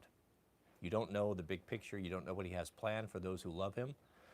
We got to trust him. We got to trust him, and we need to worry about the problems that are right in front of us. Live in the moment and deal with the situations that you can deal with. And why spend another time worrying about what takes place in Washington, D.C., which you have no control over? It's just crazy making. So to answer your question, if you want to, you do whatever you want to. I don't see any harm in it. But as for me and my house, we'll focus on things that we can actually we can control. We have a super chat from Max. Thank you, beloved. Very generous of you. He says the Sabbath is an everlasting mark that Yah is some believe that names are important in the Bible. And this is touching on something that I can't say that I completely understand. And it's the only reason I am not able to really speak on this and God's names and the importance of it is because I've been too lazy to look into it and to study it. But there's a lot of people that are more knowledgeable and spend more time in the Word and in prayer that are coming to the conclusion that names are important. And I believe that is 100% true. I think that when you look at how God interacted with people, the Bible is a record of how God has interacted with his children to get them to salvation, dealing with a difficult situation. People say, well, how can God allow all of this misery on this earth? Well, God never intended us to live this way. This is a result of sin. And there's a bigger picture at stake here. We get consumed with our own problems, and we think that we're the center of the earth, and we cry and we pray and why God, why won't you do this and why won't you do that? There's so much more at stake that we can't see. What's up, Jack? How goes it? It's going well. You gonna join us? I was gonna pop in and say hi. Jack's gonna pop in and say hi. Where'd it go? It's still going. Oh, it's still going. Sorry. We'll go back in, Vic. Oh. We're gonna share a mic. I told everyone that we were here for your debate, but I haven't gotten into too much of it here at Nationals. Yeah. Anything you wanna take any questions on it? Sure. I mean, I'm not opposed if anyone wants to ask. So a couple things. So Jack, I do have to go pretty soon though, in like 15-ish minutes. okay. So Jack is competing in two different events: moot court, which you've done 5 rounds yesterday. Yeah. One more round, Mm-hmm. and then once that's over, then you go into the main event, which is team policy. Yeah. Can you explain in 30 seconds or less what team policy is and what you're arguing? So team policy this year is all about Department of Transportation policy. So we get to talk about cars and roads and trains and waterways in the U.S. and things like that. And then just argue back and forth about how we should change policy, what we should do to make it better, things like that. And that's the vast majority of it. So this year, the case that we're arguing at Nationals is going to be currently there's no data protection in cars, and cars transmit tons of your personal private data. So we're adding personal privacy protection from your car so that you don't have tons of data being transferred about you, personal data, like where you drive and things like that. So there was also a lot of guys interested. Jack, you'll be doing wildland firefighting. This will be your 2nd season, and you're ready to go. You're all trained up and got your certs and stuff out of the way. You could go as soon as the debate's over, correct? As soon as you're waiting for the call? I'm really hoping to get a call as soon as I get back home. That's the hope. So we have I have a couple super chats here. I'll just get out of the way, and then we can get to any questions you have for Jack. But Gas asked, I want to do wildland firefighting. I was raised to keep the Sabbath very strict Sunday, but not sure which is right. But it would require training on Sabbath. How do I navigate that? Well, you can go to the example. So Christ addressed this. There was some Pharisees that were getting after people for the disciples because they were harvesting on the Sabbath. They were walking to the synagogue, and on the way they were walking through a wheat field, and the disciples ran their hands to the wheat, and they were eating it because they were hungry. These guys were walking around, they couldn't go to Chick-fil-A, right? So they're eating what they can. Well, when the religious leaders of the day saw that, they reviled them, and they said, "What are you guys doing? You can't work on the Sabbath. Here you are harvesting on the Sabbath. That's forbidden." What Christ said was, how many of you you Pharisees, and many of them were very wealthy. They had lands and houses and cattle. And how many of you, if your cow or your sheep falls in a pit on the Sabbath, will stop everything you're doing to go out there and save that animal? Is that not work? Well, the point that he made, he says, okay to do good on the Sabbath. It would be unreasonable to not be able to run hospitals on the Sabbath. People get hurt on Saturday.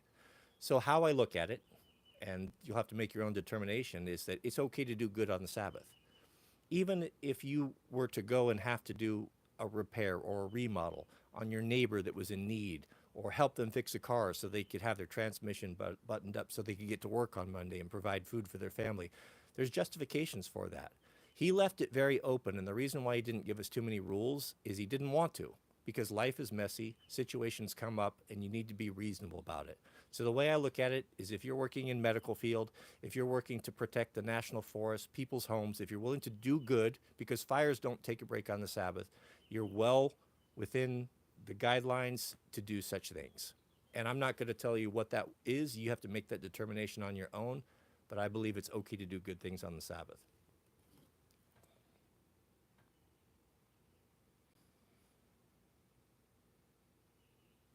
Any wildland firefighting questions? So, Jack, you're going to be going for your Firefighter 1 this year, is that right? Yeah, well, the issue is I currently don't have enough hotlines to actually qualify to get my task book. So I have to get another hotline.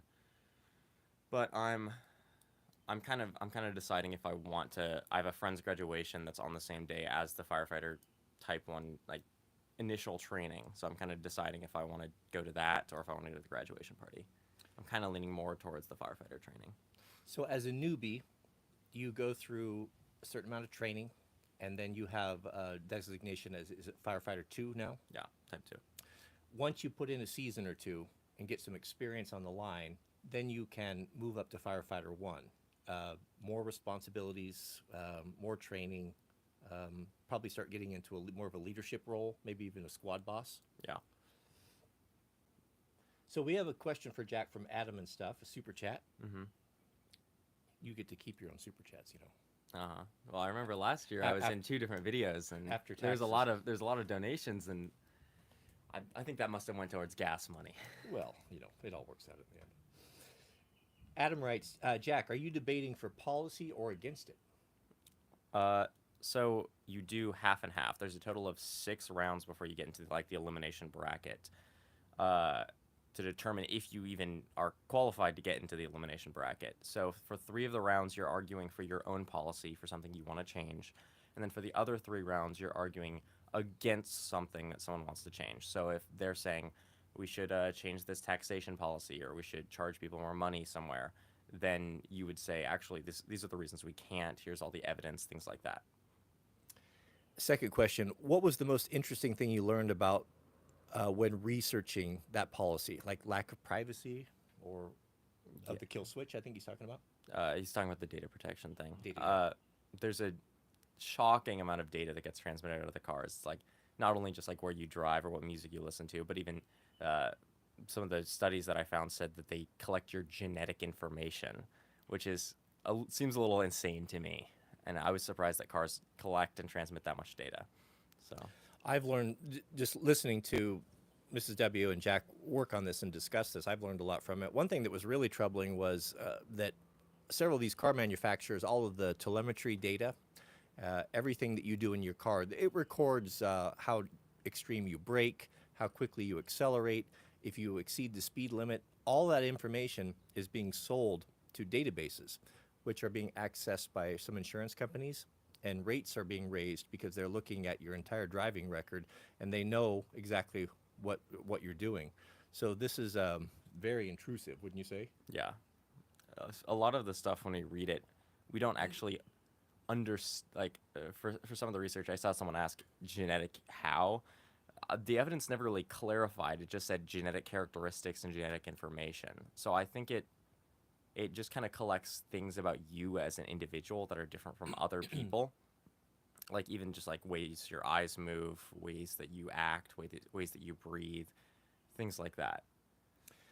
One thing was interesting, I didn't know anything about speech and debate, but Jack has to argue, all the kids do have to argue for it and against it in the same round, or it alternates back and forth, right?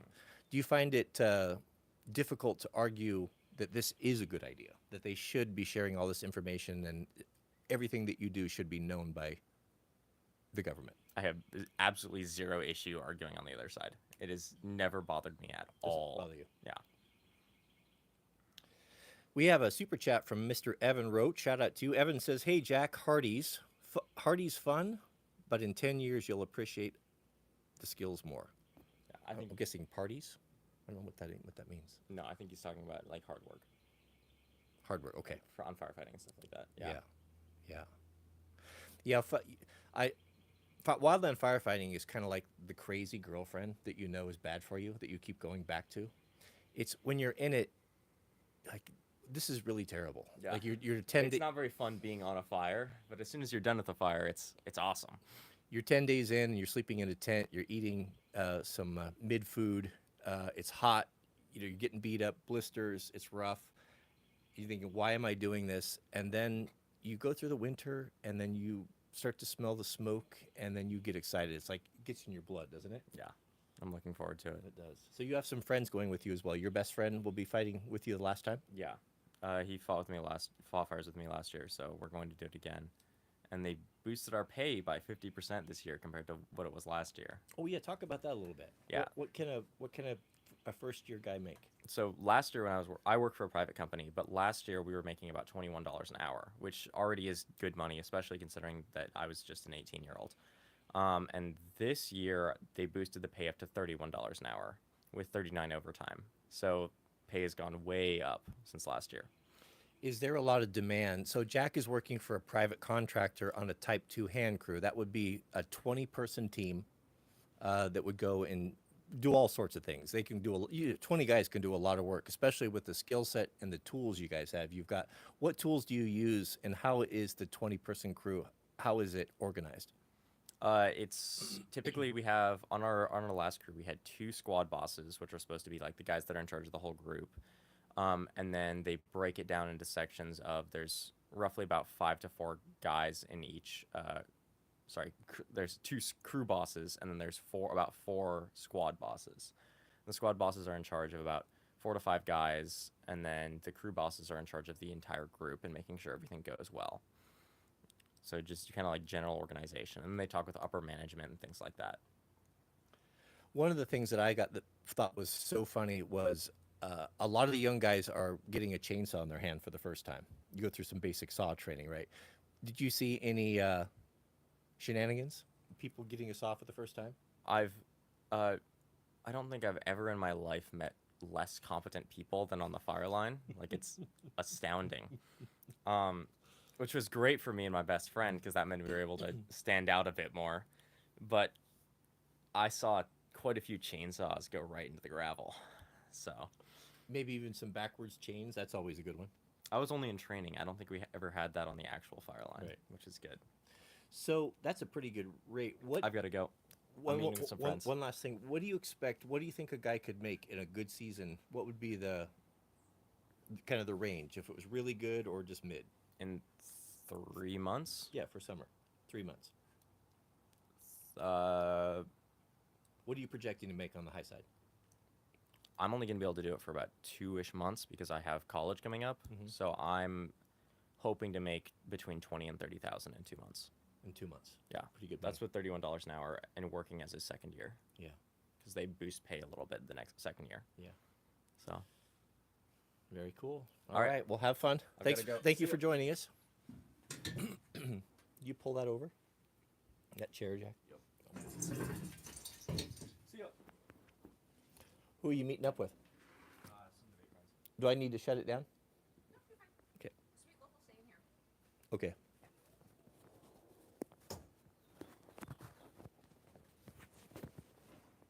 He's a good kid, isn't he? Okay, we have a super chat from Mr. Overton. Shout out to you. I heard about your ride. We got to get together with you and the Battle Chemist and burn some gas this summer. Mr. Overton writes, got to get you riding out here, the summer's big moto meetup. Well, I wouldn't be opposed to that. I would actually do that. If you want to put that together, Overton, we can, you know, I would happily load up and drive out there for a ride out in Montana. And you probably got it pretty well scoped out by now. So if you want to let me know on that and put something together, I will certainly come out for that. Absolutely. I just drive straight out, could be out there in no time. Wouldn't that be fun? That would be a blast. A big enduro ride.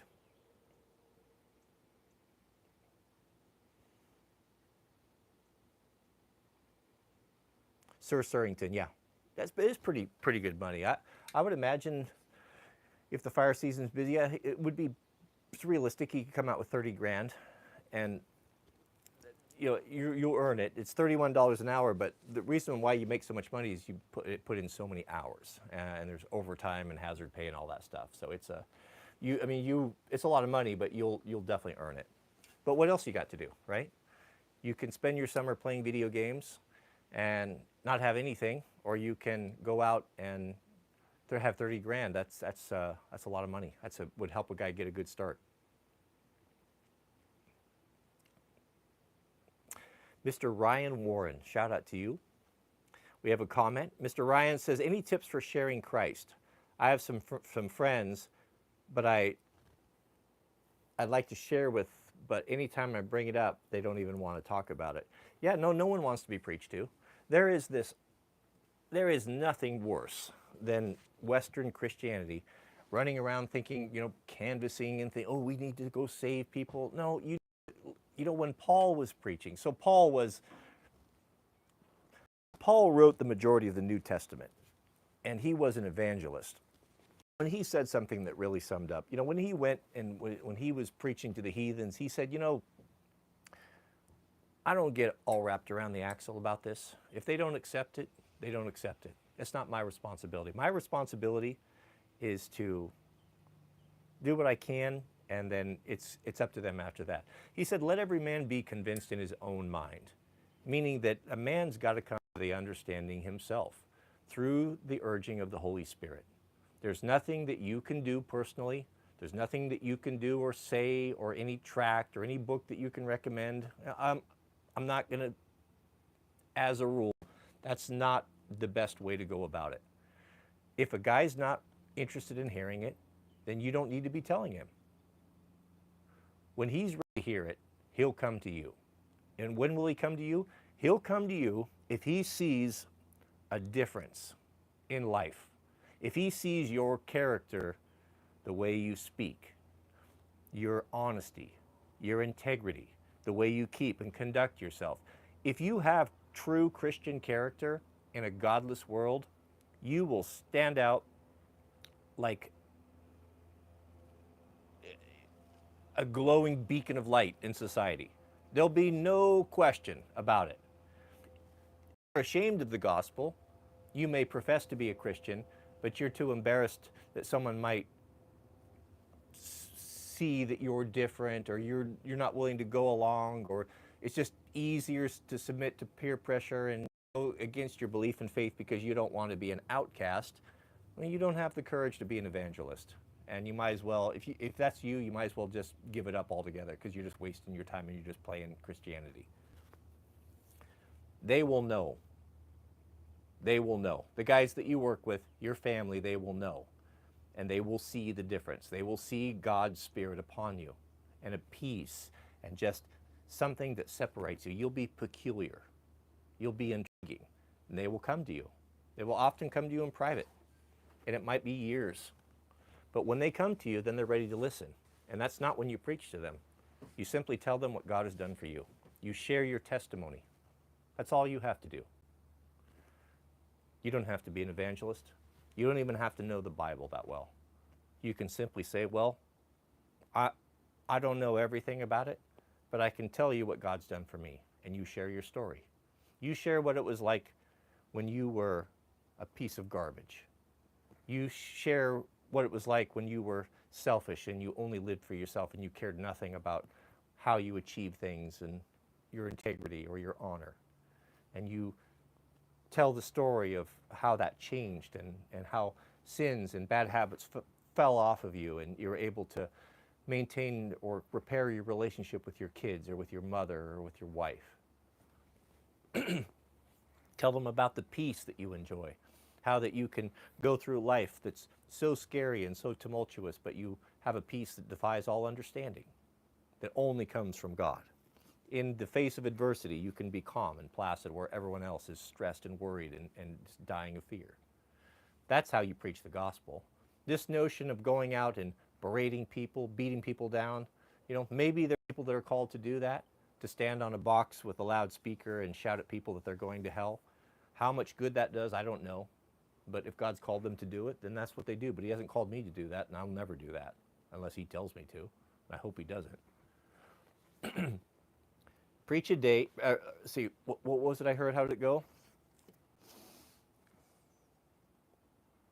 Preach a sermon every single day and speak only if you must. And that's really sums it up. Your testimony will be your life and your character and your integrity. And when they come to you, then you can share your testimony and put it in God's hand, and the Spirit will take care of it. That's all you have to do. It's not your responsibility to be winning everyone over. It may be your job or your responsibility to save one person your entire life. Who knows? Gas, gas, gas. Thank you, beloved. He writes, the key word was training. Work of necessity and mercy are okay on Sabbath, but what about training and things like that? I was raised like this. Christ, when he was asked this question, he was very vague. There are not a lot of rules. You go there right now, flip to your Old Testament, look look up the Ten Commandments, look at the fourth commandment, and you can read it. Remember to keep the Sabbath. 6 days you shall work, but on the seventh day you should rest. God led us by example. When he created the world, he created it in 6 days, and on the seventh day he rested. Now, did that mean he exerted himself so much that he was so exhausted that he couldn't create any more? He had to take a day off so that he could get some energy back and get at it again back on Monday? No, of course not. It was an example unto us. He said that this day I have set it aside. I have sanctified it. I have made it holy. The Sabbath day is a day that God is very attentive. It is a day, not a day to sit around and be bored and feel sorry for yourself. Oh, I can't do this, and I can't go to the game, and I can't go out to eat, and I can't do whatever. It's not it at all. It's so foolish to look at it that way. I've seen so many people do it. The Sabbath, when you really embrace it, you look forward to it. You know Friday, it's coming on Saturday. The family's getting together. You know that when the Sabbath comes on Saturday, and I don't care if you're going to church or not going to church, if you maintain this, you have a 24 hours of guilt-free rest. Your wife's not sitting there looking down her nose at you because you want to take a nap on the couch or watch the game because you're not out mowing the lawn or painting the shed or doing all her honey-do list. The whole family realizes that this stuff is not done then. And you can, for the very first time in your life, rest and enjoy the day, be with your family, do the things you want to do with no obligation, guilt-free. Sunday comes around, get after it. Get the lawnmower out, paint the house, do all those things. But for that 24-hour period, you don't do those works. You're not obligated by it. It's a day of reflection. It's a day to spend time with your family. It's a day to acknowledge and be close to God. If you have any particular concerns or petitions or prayer requests, it's always a good time to make them then. Pray with your wife, pray with your family, and enjoy it. It's not meant to be a burden. The Pharisees in Christ's time made it a burden on people. They levied tons and tons of rules. You can't do this on the Sabbath. You can't do this on the Sabbath. Running around with clipboards. Oh, I see brother so-and-so, he's feeding his cows. Oh, brother so-and-so, he took his family out to McDonald's for a Happy Meal. Oh, so-and-so, he went to a sporting event. Keeping track. God never did that. He simply gave us a basic principle. Keep the Sabbath. Keep it holy. Don't do your normal work. Enjoy it. I made this for you. I made this as a blessing for you, a little island in the middle of the day where you can just take and just recoup and just regain some sanity and to be guilt-free and not feel like you have to do something all day. Because you know how Americans are. We'll work all the time. We'll work all the time. Work ourselves into the ground, destroy our health. The Sabbath is important. There's a story. It's true. They used to run, maybe they still do, they used to run these little donkeys down Grand Canyon tours. If you've ever been there, it's very steep. Donkeys and mules are very good on high angle and mountain trails because they're very sure-footed. They're not like horses. I've been on both. I used to pack in elk hunting on horses and mules, and I've been on both. And mules are much more sure-footed than horses are. And so they use these little donkeys for tourists. And you could go there and you could get in the donkey train and they would wind down these steep paths and you could go down to the canyon, go down to the bottom. Well, the tour guides were making a lot of money and they figured, well, we'll just run these donkeys 7 days a week. They found that the donkeys didn't do very well. They had no time to recover. They would die early, injuries, they'd come up lame. Well, this particular one, when they started giving those donkeys 1 day off to recuperate, to keep a Sabbath, everything changed. They were much healthier, they would recover, they made more money, they had better success, their business ran better, and they worked less. You know, this is a principle. Now, I don't know that I completely fully understand it, but we also know that when we're in the kingdom, when this whole world rolls up and we're reunited and back in the environment that we were intended to live, we will still keep that Sabbath. It's clearly laid out in the book of Revelation. We'll all come together and we'll worship as the body of Christ on the Sabbath day. It's very important. If it's important in the kingdom, when we're in the presence of God, it's important here too. He's preparing us for it. There's so many benefits to it. I can't get into it all. We need to do a whole study on this, and we will. So to wrap that all up, you're going to ask me, is it okay to do this? Is it okay to do that? I'll never tell you. Christ didn't tell you because life is messy and all of our situations are completely different. And if he were to levy a bunch of rules that would apply to everyone, can you imagine the volume? It wouldn't even fit into this earth. And who would want to live into that? How could you ever know it? I've been told that every day in this country, all of us, as a rule, we commit three felony crimes. We're completely oblivious to it because the law books and the laws are so vast. Who could know them? Who could keep them? And God, that's the way that man does it. That's not the way that God does it. God respects our intellect. He trusts us and knows that we have the ability to make the right decision because the Holy Spirit is guiding us. So what's right for you is not necessarily right for me. There are some consistency. We have some consistency that apply to all of us. So go look and read it, pray upon it, and apply that to your life. And then you make the decision that works for your family. And let no man judge you. That's between you and God, not between me or what I think or anything. I'm not going to judge you if I see you cutting grass on the Sabbath day. How do I know? Maybe you're cutting grass for the widow. Who knows what's going on? I have no idea. That's between you and God. So I'm never going to tell you what you should or should not do. Christ didn't do that. And the servant is not greater than his master, so who am I to tell you? Go look at the framework and then apply that to your life and act accordingly.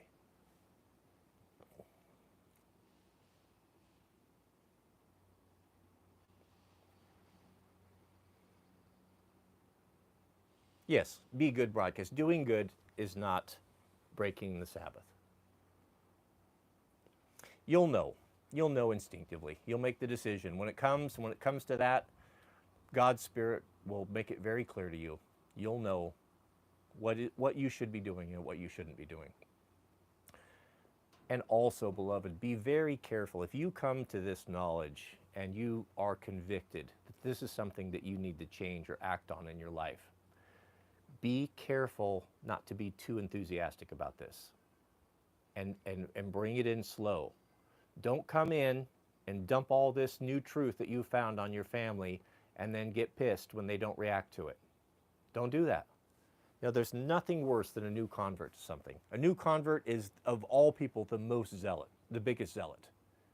When someone learns something, they want to share it to everyone, and Christians are the worst. You be quiet, and you learn and you listen, and you lead by example. You may, if you know, you're going to have to read the leaves. You're going to have, you know your own family. You know how they're going to react if you bring this truth to them. I think it important for you to explain very lovingly through using Scripture to explain why it is that you have come to this conclusion, or God has brought you to this understanding. And then you start acting on it. But it's not for you necessarily to put this burden upon everyone in your household. They're going to have to be convinced. Let every man, let every woman be convinced in their own mind. Because here's the truth. You know, if you have not been under the, operating under the Holy Spirit, you have damaged your relationship with your wife because you have not been a man of integrity. You have not been a man of your word. You have started many things that you have never finished. You have had all these big plans that never manifested. And what they're going to see is, oh, here we go again. Here's the next one. He'll be all up in it, all about it. And in 3 months, we'll be back to where we were. So we'll just, this too will pass. I mean, tell me that's not the truth. That's the truth in my relationship. I'm willing to admit it. So you got to be careful with that because you'll burn them out. What you must do is keep it the best you can, ease into it, and they will see. They will see your character change. They will see God changing your life, and they will be interested, or they won't. But again, we go back to count the costs. Before you make this decision, are you willing to give it all up for God? Were you willing to go against the grain with the masks?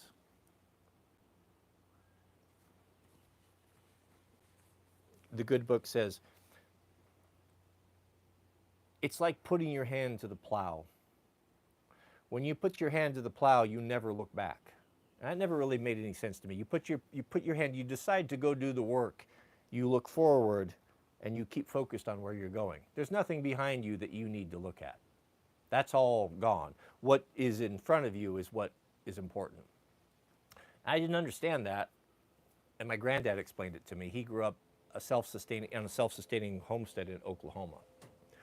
They had 40 or 80 acres, I can't remember, but they grew their own food and all that, tractors. And he said that his granddad was very particular about the rows or the furrows, anything fence line, that they were absolutely straight. That was something that men prided themselves in those days. If you looked at the neighbor's fence, you would look at it and looked at it. If you can, the eye can see straightness. And you can look down a fence line, even if it's miles long, and you can see any deviation or if it's not straight. And men would pride themselves.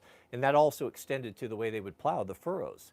Granddad told me, if you're on the tractor plowing all day and you're making straight furrows, if you look back over your shoulder, you get a wobble. You get a little wobble in that, and it's no longer straight because you looked back. Did you need to look back? What was the purpose of it? No, you look forward and you do straight lines. That's the analogy. He says, count the cost. Once you put your hand to that plow, don't look back. The moment you start looking back to the way things were, then you're not worthy of the kingdom. So this is not a light decision. This is the most important decision of your life, and you will suffer for it. But he also tells us you won't be alone. I'm not going to ask you to do this on your own. I will be with you. I will even carry you when you're too weak to go on your own. I will encourage you. I will give you the words. I will get you through the difficult times, but you need to do a little bit of effort. I need to see that you're willing to sacrifice just a little bit, to see if you're willing to, because what's coming down the road is going to be difficult for Christians, for God's people. They're going to be persecuted. The way that the non-vaccinated, the way that the non-maskers were persecuted by the masses, private people, even family members, and the government, is a foreshadowing of what will take place in the final days for those that remain loyal to God. When the entire world is under pressure and in suffering over something or in pain, when someone points to the small remnant, to these Christian people that remain faithful to God's word, and they say, these people are responsible for our suffering. If we get rid of them, then we will be fine. And they will blame you for all of their troubles and all of their difficulties, and they will come to destroy you. That's what you have to look forward to. You think it was bad, the pressure that was put upon you through COVID? The pressure that will be put upon you is going to be much worse than that in the final days. And the time to prepare and strengthen those spiritual muscles is now. That's why God is finding who's going to be a soldier, who's going to have the courage to do this. Because if they can't resist the COVID mask, then they're never going to be able to resist the pressure that is coming for them. We're not going to be able to do it on our own steam. We're going to need to have God's protection upon us. We're going to be like defenseless children in the wilderness, completely dependent upon God as the children of Israel were when they left Egypt. It's going to be similar to that. That is an example to us. God gives us those stories so that we can prepare ourselves. We can see how it's going to be. So count the costs. Think about this. Don't make this decision lightly. This is a very difficult thing, and you will suffer, but you will also have a helper.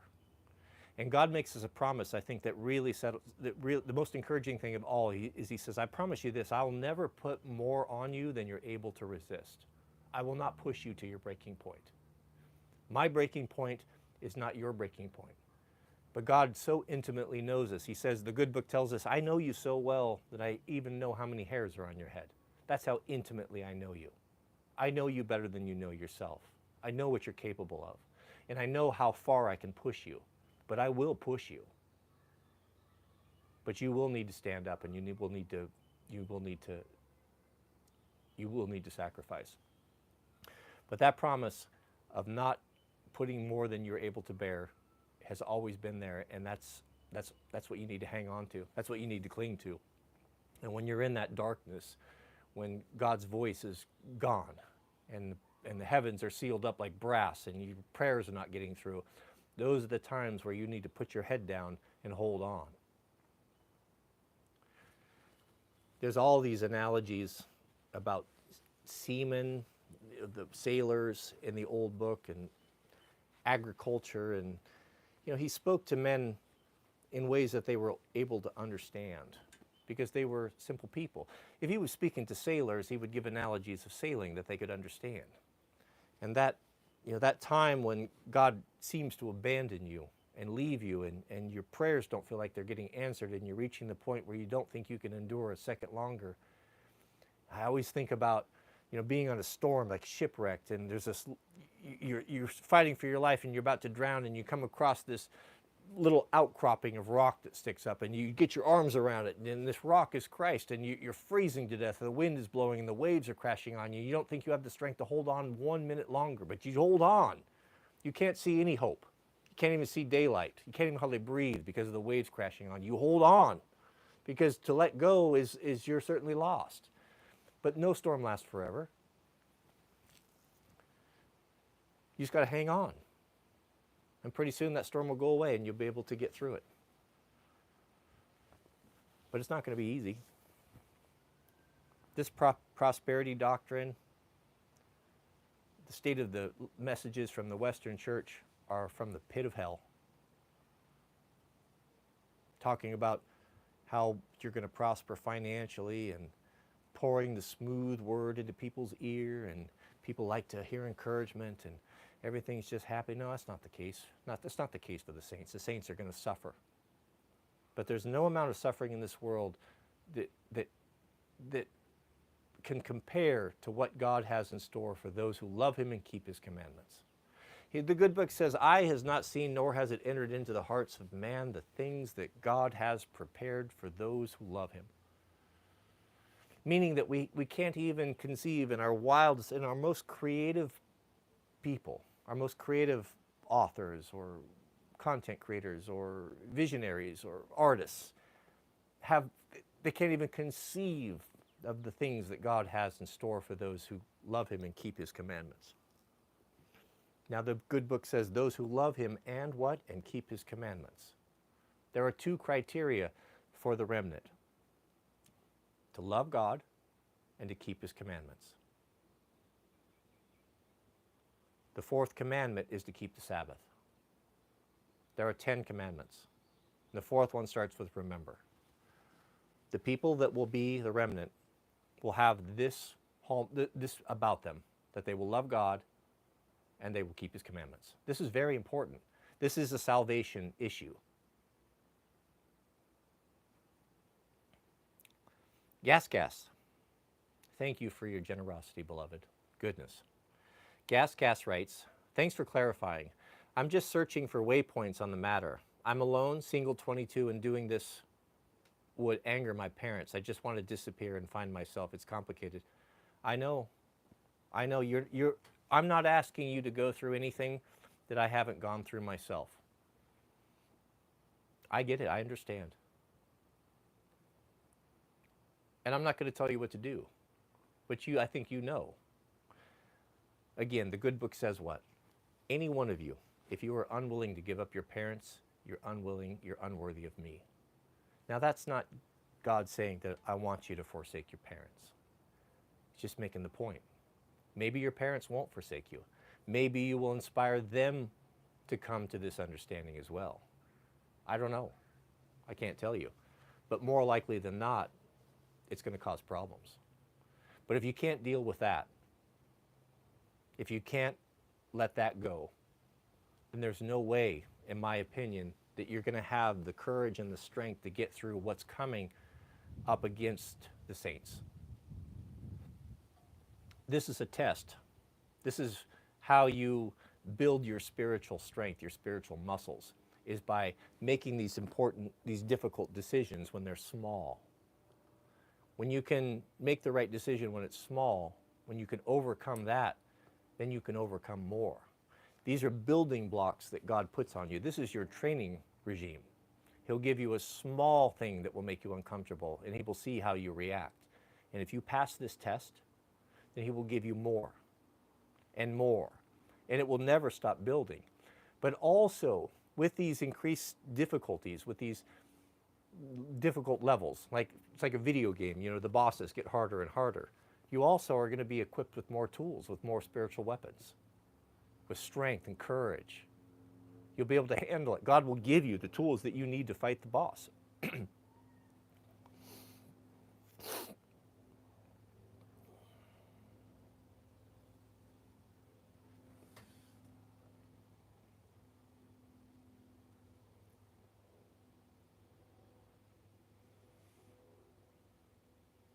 We have a super chat from Mr. Nicholas Kyle, a $20 super chat. Thank you, beloved. That's awfully generous of you. Nicholas writes, my mother left me and then stole my older brother from me at a young age. My family says forgive her. I find it very difficult to forgive.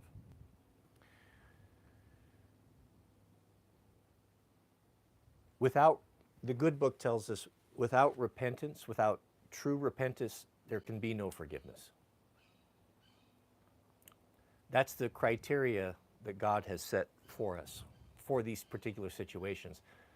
The mealy-mouthed church man, the soft pastor, the weak man, the beta, will tell you that God is love and that you need to forgive regardless. It's your responsibility to do it. But that's not what the good book says. The good book says without repentance, there can be no forgiveness. If your family is still living in sin, if they're still not acknowledging how they betrayed you and how they hurt you and what they've done, and if they're not coming to you sincerely with sincere repentance, you are under no obligation to extend that to them. No obligation. None. The way I see it, and I don't know all your situation, but the way I see it is the ball is in their court, and that you're innocent until that comes. Now, if that repentance comes, and they do come to you, they change their ways, they stop, they get out of the sin that they're in, that they truly repent before God and make it right with you, or at least ask for forgiveness, then you're under no obligation. These are my opinions. I want to be sure and clarify that, though. That's a rough one. I know. No, I know. I'm no contact with my mother for that reason. I would be willing if she would own 1% of what she's done. I would be willing to meet her at the night. I would be willing to compromise the 99. If one sincere percent.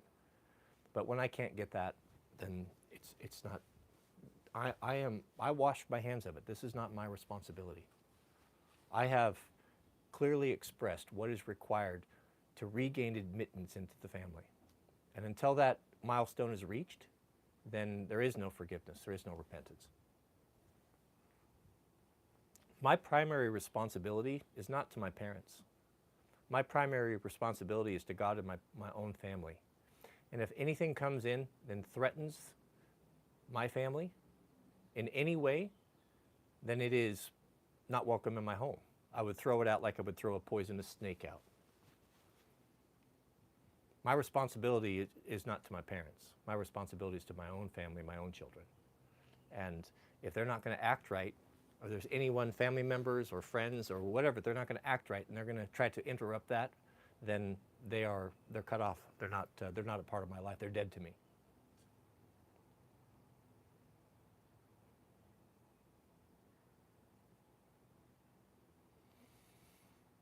We have a super chat from Randy Andy.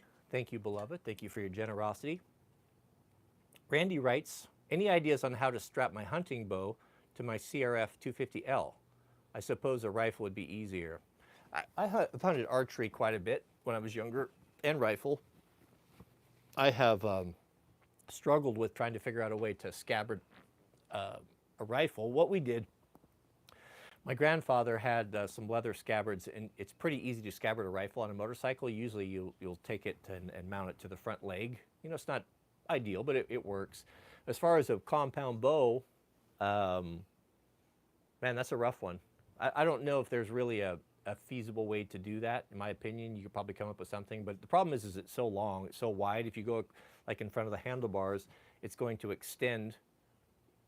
That's probably what I'd do. I would probably, on the front number plate, I would either buy or make, you know, some sort of like a couple of hooks. You know, think of like, you know, the old rifle racks that we used to have in the back window of the pickup. They'd have the hooks and you would lay your rifle in it. Something like that, but maybe a little bit deeper, that you could get a couple of volet straps around. If you are in the woods like we ride, where it's really tight forests and trees, that's never going to work. You can't have anything extending beyond your handlebars. But if you are going to be operating somewhere that's more open road, then you should be able to do that. Just be careful that you don't hit something and cause yourself all sorts of problems. But you might give it a go.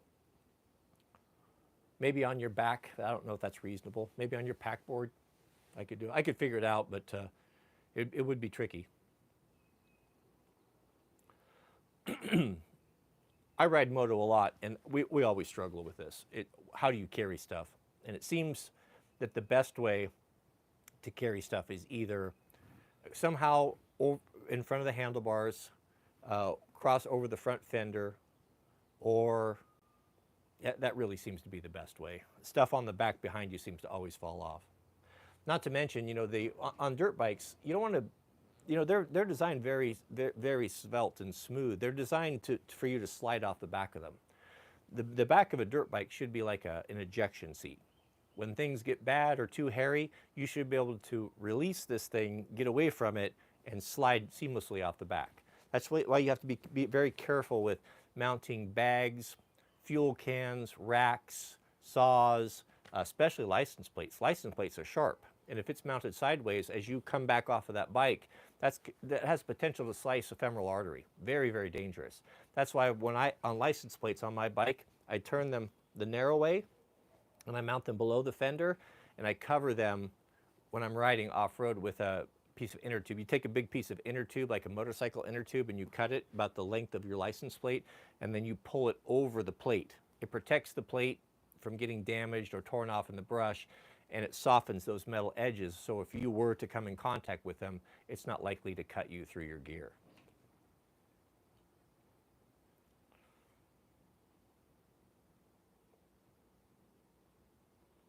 We have a super chat from our brother in Christ, Mr. Old at Heart. He says, I had the same relationship with my mother. She repented 2 weeks before her death. Now that is a great blessing. That's a great blessing to know that. It's hard to put a value on that. That's amazing. 2 weeks. Really, a deathbed confession. It's possible, but it's rare. It's not something that you want to count on, but if God shows his mercy and it happens, that's a wonderful, wonderful thing. I'm at peace with my decision to go no contact with my mother.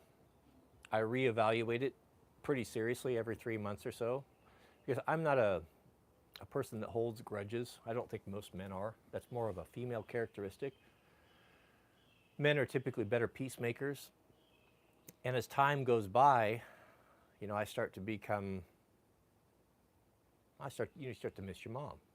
Regardless of what she's done, she's still your mom, right? But there needs to be boundaries. And I go back and I revisit it. And, you know, we've on multiple times even reached out, you know, and very clearly labeled our boundaries. And we're not unreasonable people. We're not asking anyone to bow or scrape or to do anything unrealistic, just to act right and not be destructive. And I go back and I revisit this, and I look at the responses, and I look at the character and the conduct, and I don't see it. And so until I see it, then there will be no contact. And I'm at peace with this.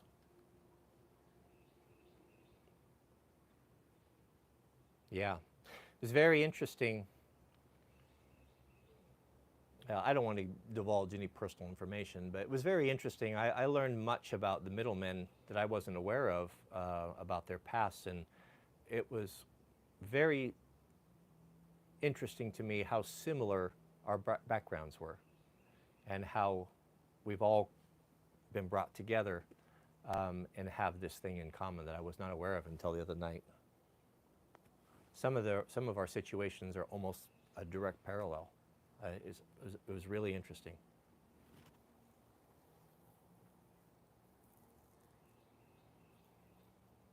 Yeah, whosoever said it. Forgiveness does not mean no boundaries. And your beta churchman, he won't tell you that.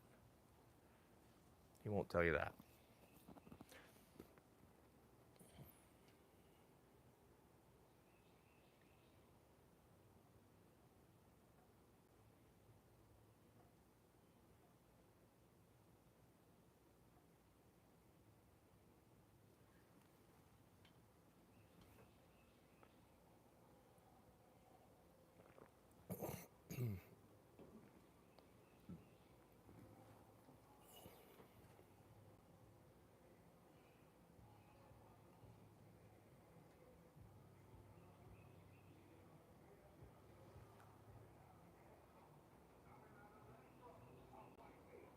Well, that's loud music on the river there.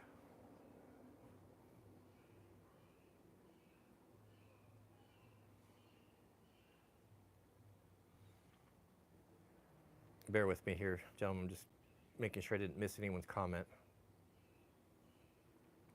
We have a super chat from the Rustic Man. Thank you, beloved. The Rustic Man says, Cody, I've written you before, but wanted to thank you for your advice, especially to keep church at your home. Your advice has helped me to find sobriety at a young age from being a horrible alcoholic. Yeah. You know, I took a hard look at this very thing that you're talking about, alcoholism and self-medicating. I took a really hard look at that last night. I actually had a very sincere heart-to-heart with Mrs. W. You know, we were just talking about it, and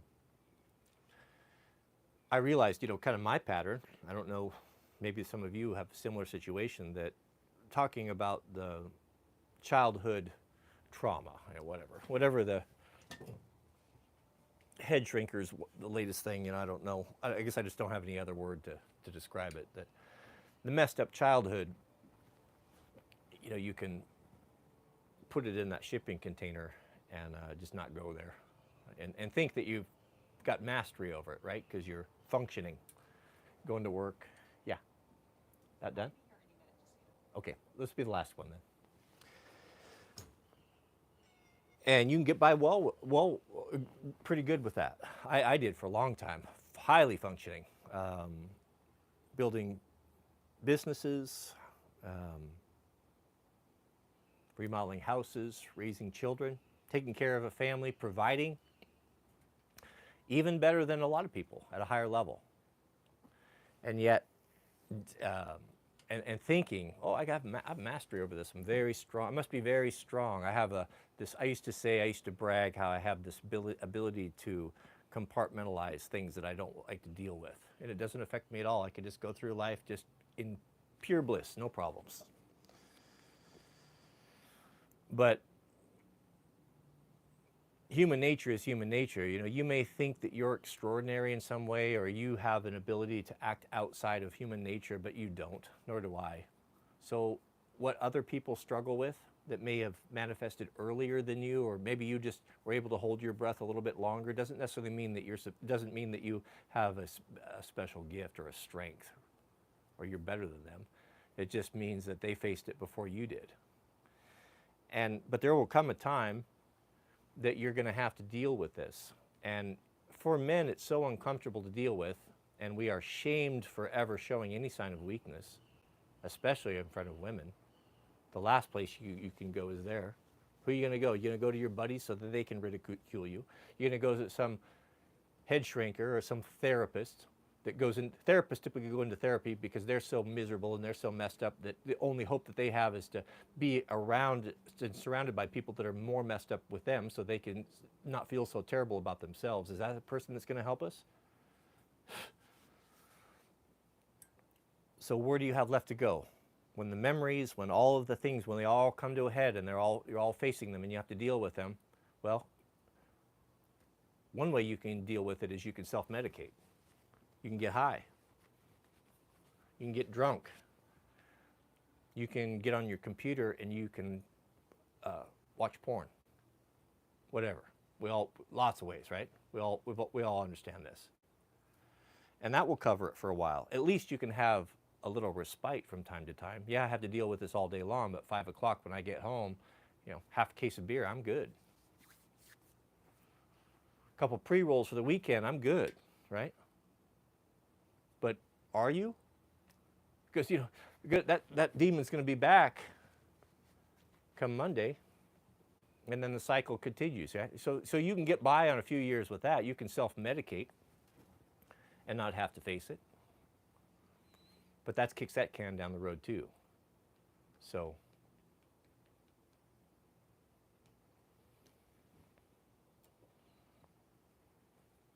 I think putting it off is not the solution. I don't necessarily know what the solution is. I guess I'll tell you when I figure it out.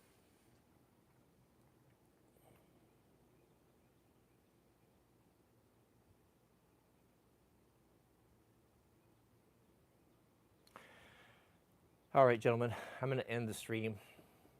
I think we've got family that's going to show up here at any moment, and I have obligations. So I want you to know how much I appreciate your time. I want you to know how much I appreciate your support. And I'm not going to make any promises to you. We'll just go forward and we'll just take it one day at a time here, and I want you to just remain faithful. And I want you to know that you're not alone, beloved. That the heartache and the family issues and the uncertainty and the self-consciousness, we're all saddled with this stuff. All of us, we all suffer from it. I portray myself to have it all put together online, always have. I control that. I control that narrative. I let you see what I want you to see.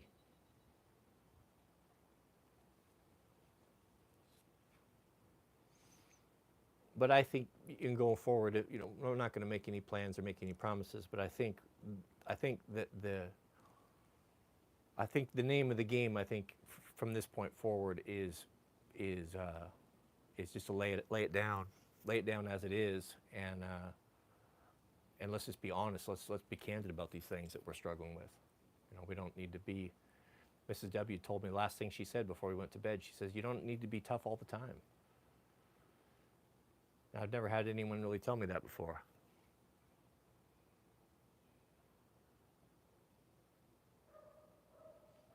It's unfair what happened to you when how you were raised. It's unfair the way that you're abused even today. It's unfair that you have so many people that prey upon you and take advantage of you and mistreat you and disrespect you. It's unfair. So you got to make a decision. The way I see it, if it's too much to bear, either kill yourself and get it over with, or accept it and deal with it and start living your life. Yeah, it's unfair. It sucks. It sucks. But always remember this: we were never designed to live in this environment. This is hell on earth. I've always known that I never felt comfortable in this skin. I never felt comfortable in this place. I always knew I never belonged here. I always felt like an alien living in occupied land, and we are. But we need to persevere. We just need to hang on. We need to ask for the Holy Spirit to help us in wisdom and strength and courage, faith, guidance. We can't do it. You can't do it by yourself. I tried. Like King Solomon, he did everything. He built cities, he built gardens, he had hundreds of wives, hundreds of concubines. He enjoyed everything that the world had to offer. And at the end, what did he say? It was like gravel in my mouth. It was nothing. It was a complete waste of time. And at the end of all of that, his final conclusion is, what's the best thing that a man can do on this earth, in this life, until we're reunited with, put back in our natural environment? I'll paraphrase this. It's basically, he said, is to eat, to drink, to enjoy your woman and to enjoy your friends, and enjoy your life. To be simple, to live for the moment and live for the day. To seek first the kingdom of God and his righteousness. And if you do that, then all these things that you need, clothing, food, insurance, mortgages, car payments, all these things will be added unto you. God knows what you have need of before you even ask. But why haven't you asked him? Don't ask him for possessions. Ask him for what you need right now, and he will provide the things that you need. He will start moving the chess pieces in the future so that your life starts coming together in ways that you can't possibly understand. But you don't have a crystal ball, and neither do I, and sufficient is the day for its own trouble, is what the good book says. Focus on what you can do right now and deal with that. And close your eyes, put your head on your pillow, and know you did what you could, and that God is in charge, and he will show you the way in the morning. And that's really what you can control. And outside of that, you can't control Donald Trump's felonies. You can't control Sleepy Joe's, whatever he does. You can't control these things. So why waste any time with it? Render unto God the things that are God's, and render unto Caesar the things that are Caesar's. I mean, that really is what it comes down to. So hang on, and I'll see you as soon as I can.